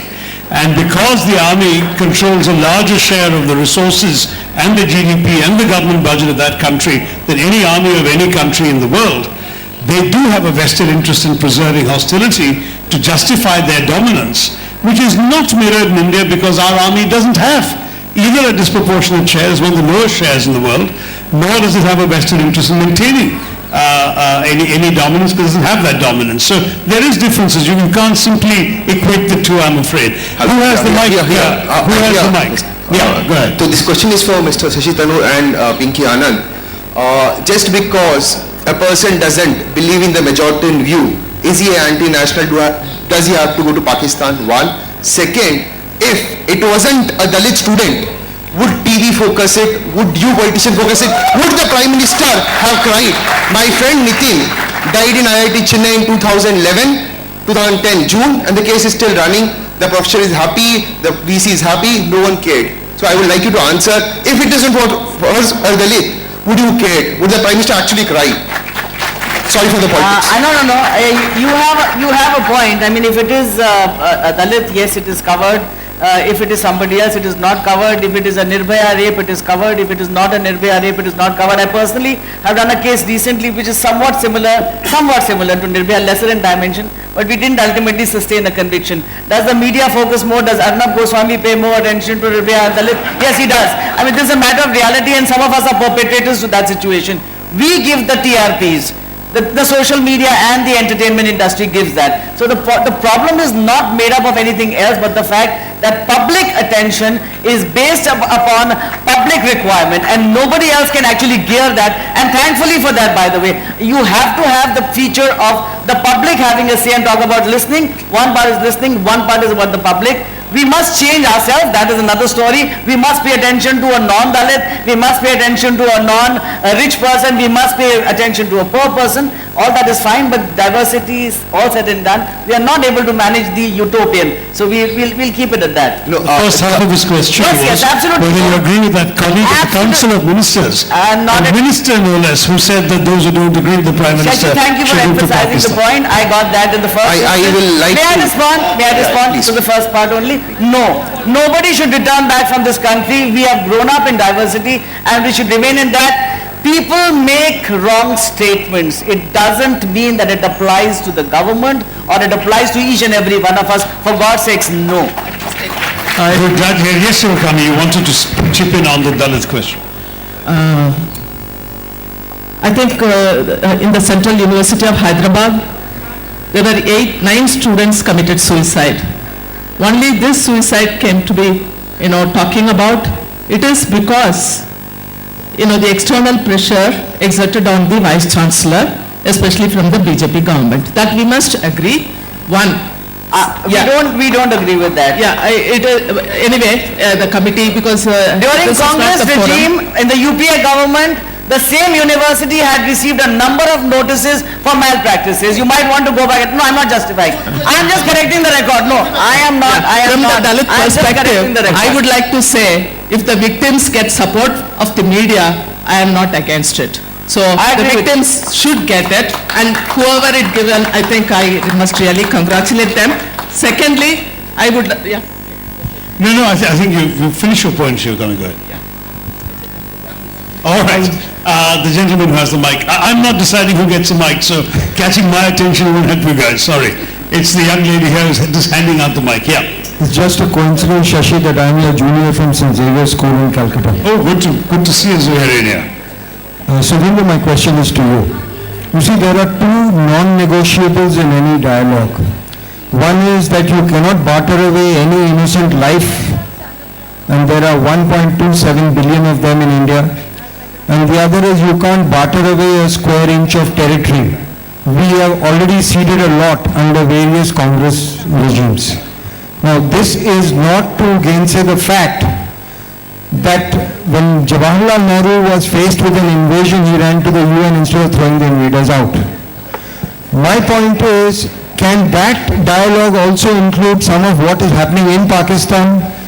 Khurshid Mahmood Kasuri, who you had invited, was in fact in a chat show in Calcutta with Manishankar Iyer, and they both casually mentioned that the population of Hindus in Pakistan, which was 27% at the time of partition, has been reduced to less than 2.5% today. Could that also be part of the discussion? Because the human life, for each human, the life is the universe of his existence. Every life is precious. Whether it's a Hindu life or Muslim life, Indian life or Pakistani life.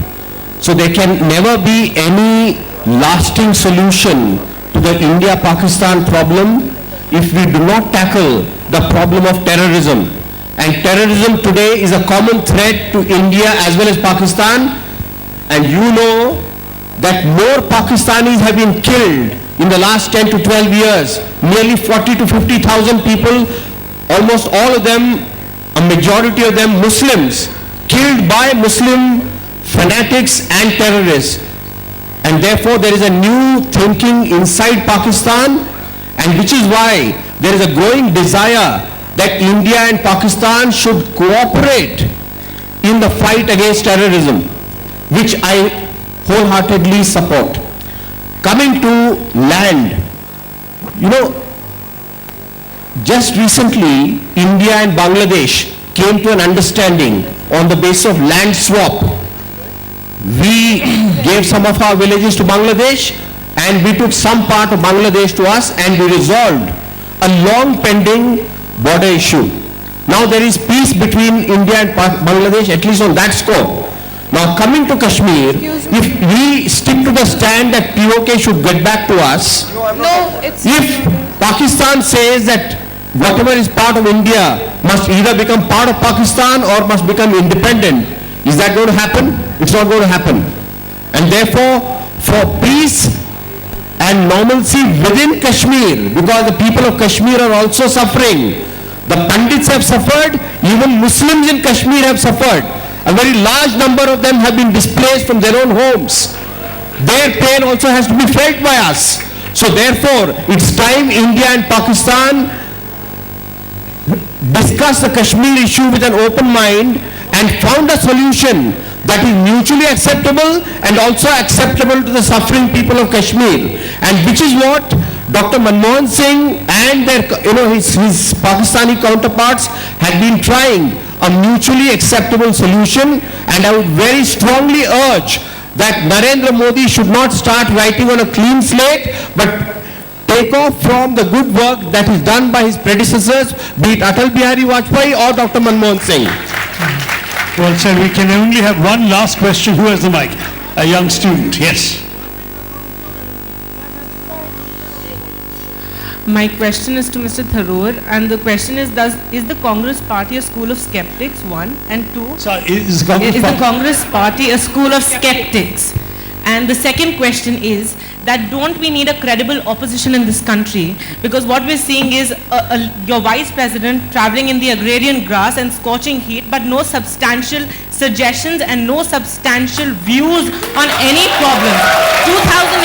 2008, and Ma'am Pinky Anand, I'm really sorry, I saw you in the Constitution Club and I really agree with you in the NJAC also.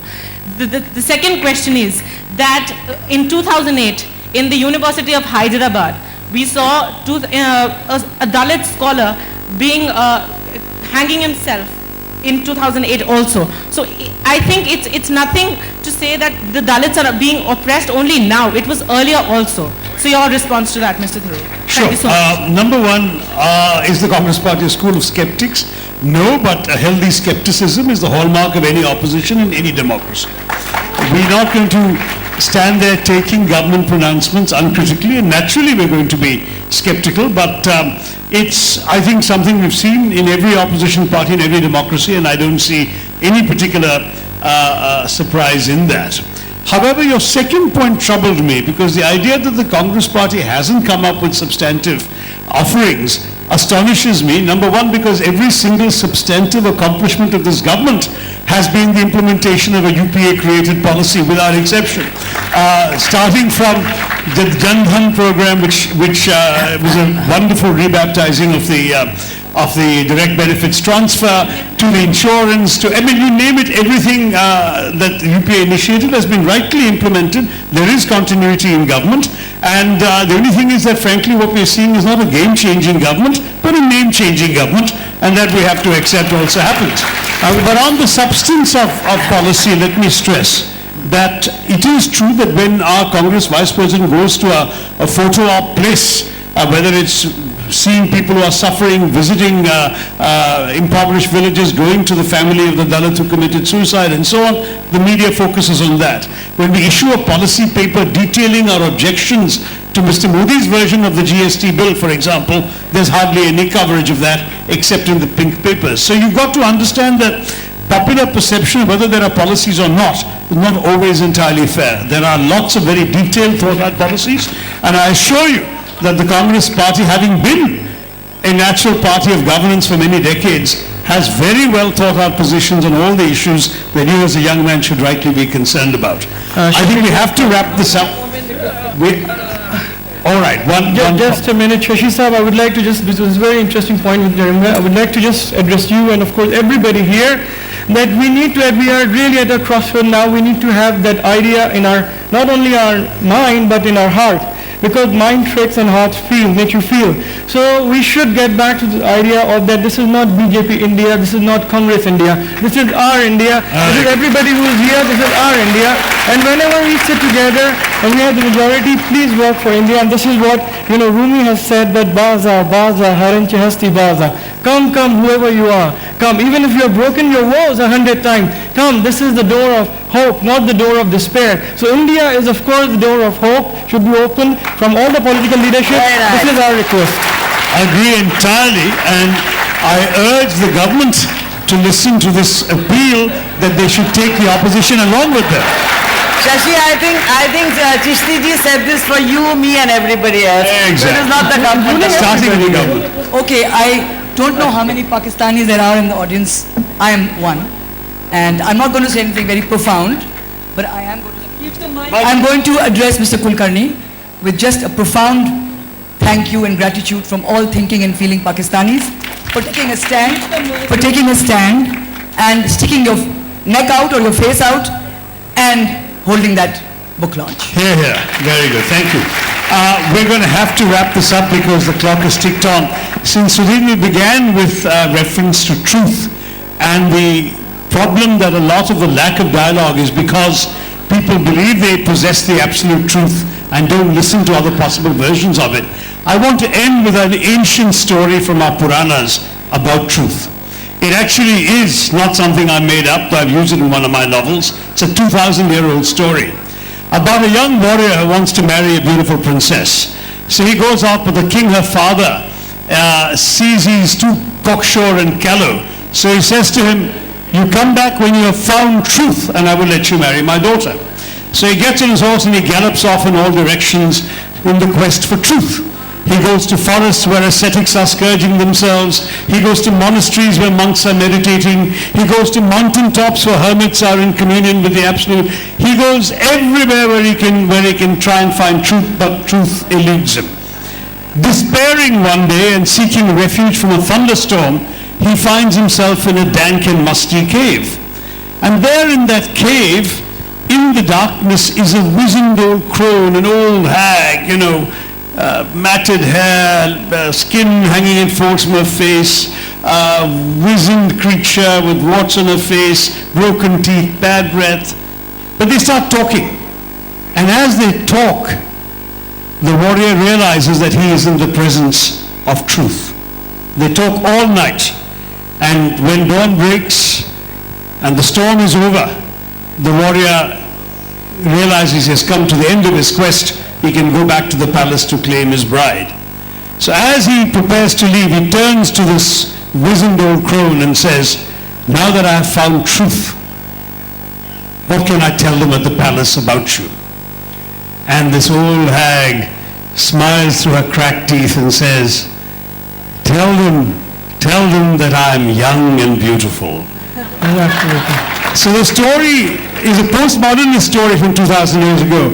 Truth exists, but even truth may not always be truthful. That might be the best recipe for those who wish to listen and to celebrate dialogue today. Thank you very much. Clearly, we could have gone on with that session all day. Sorry to cut it off. Let's give another very big round of applause to Sutindra Kulkarni, Syed Salman Chishti, P. Shivakami, Pinky Anand, and Shashi Tharoor. Books will be signed at the book signing area in the far left corner of the Rajnigandha Silver Pearls front lawns. Please do make your way over there if you would like any of the authors to sign for you. This session, The Need to Listen, Dialogue versus Rhetoric, was presented by Amity University. And now, once again, I'll ask you not to crowd in the authors as they're making their way to the signing. We'd like them to get there rapidly so they can sign books for you. Please do not obstruct their journey. Thank you.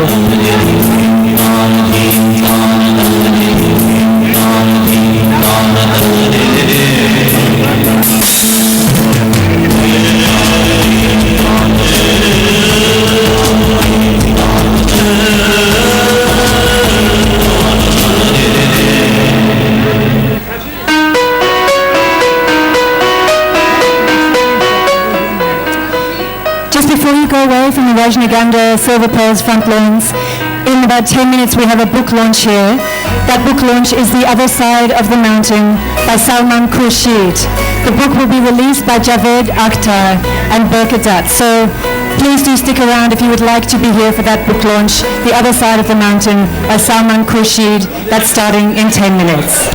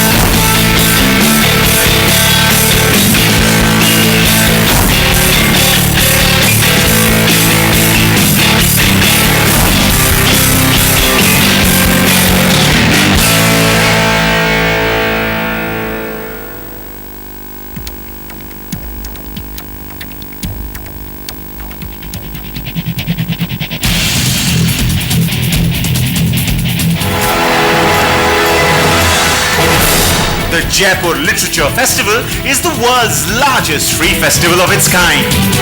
With daily interactive sessions, lively debate and dialogue, and international music performances every night, it's no wonder the festival attracts nearly 270,000 visitors a year. Since its inception in 2008, JLF has gone international with festivals along the banks of the London Thames and across the pond in Boulder, Colorado. Jaipur Book Mart is an international B2B event for the publishing industry. It runs parallel with the Z Jaipur Literature Festival.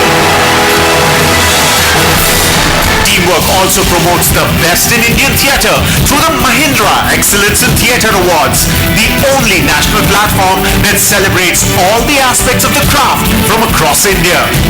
The Going Solo International Theatre Festival is the first of its kind in India, bringing together award-winning single-actor performances from across the globe. While international touring productions such as Bollywood Extravaganza and Bollywood Love Story, a musical, have sold out shows across Europe, Egypt and Russia. Sounds of Freedom, the name says it all. A musical celebration of freedom of expression through workshops and outreach programs, Sounds of Freedom culminates in a live concert broadcast on television and online. The Sacred celebrates the spiritual through music, movement and poetry. Teamwork Arts also produces numerous international festivals. These festivals showcase the best that Indian arts and culture has to offer. Teamwork's major nationwide festival is Delhi Live, a weekend carnival in the nation's capital. Teamwork Arts and Capital Jazz present the Jazz Utsav. This is the definitive jazz festival featuring the best of talent from India and abroad. For the young and the young at heart, the Ishara International Puppet Theatre Festival brings local and international performances to audiences across several Indian cities. While the Multi-City Kahani Festival features interactive storytelling sessions and workshops championing the power of imagination. Teamwork Arts, celebrating the arts. For more information, visit www.teamworkarts.com or follow us on Facebook and Twitter. Priyanka Chopra जो दिखाई देती है वो है नहीं, नाम बड़ा पर दिल छोटा सा, पकड़ इतनी कि इंसान को इंसान न समझे, सेल्फिश गई, सेल्फ सेंटर्ड एरोगेंट। अरे हीरोइन होगी अपने घर की, दिल में दया नहीं, मुंह में दो मीठे बोल नहीं, क्या फायदा नाम और शोहरत का, पहले अच्छी इंसान तो बने। लोग तो कुछ भी कहेंगे, पर मेरे लिए अच्छाई की सच्चाई कुछ और है।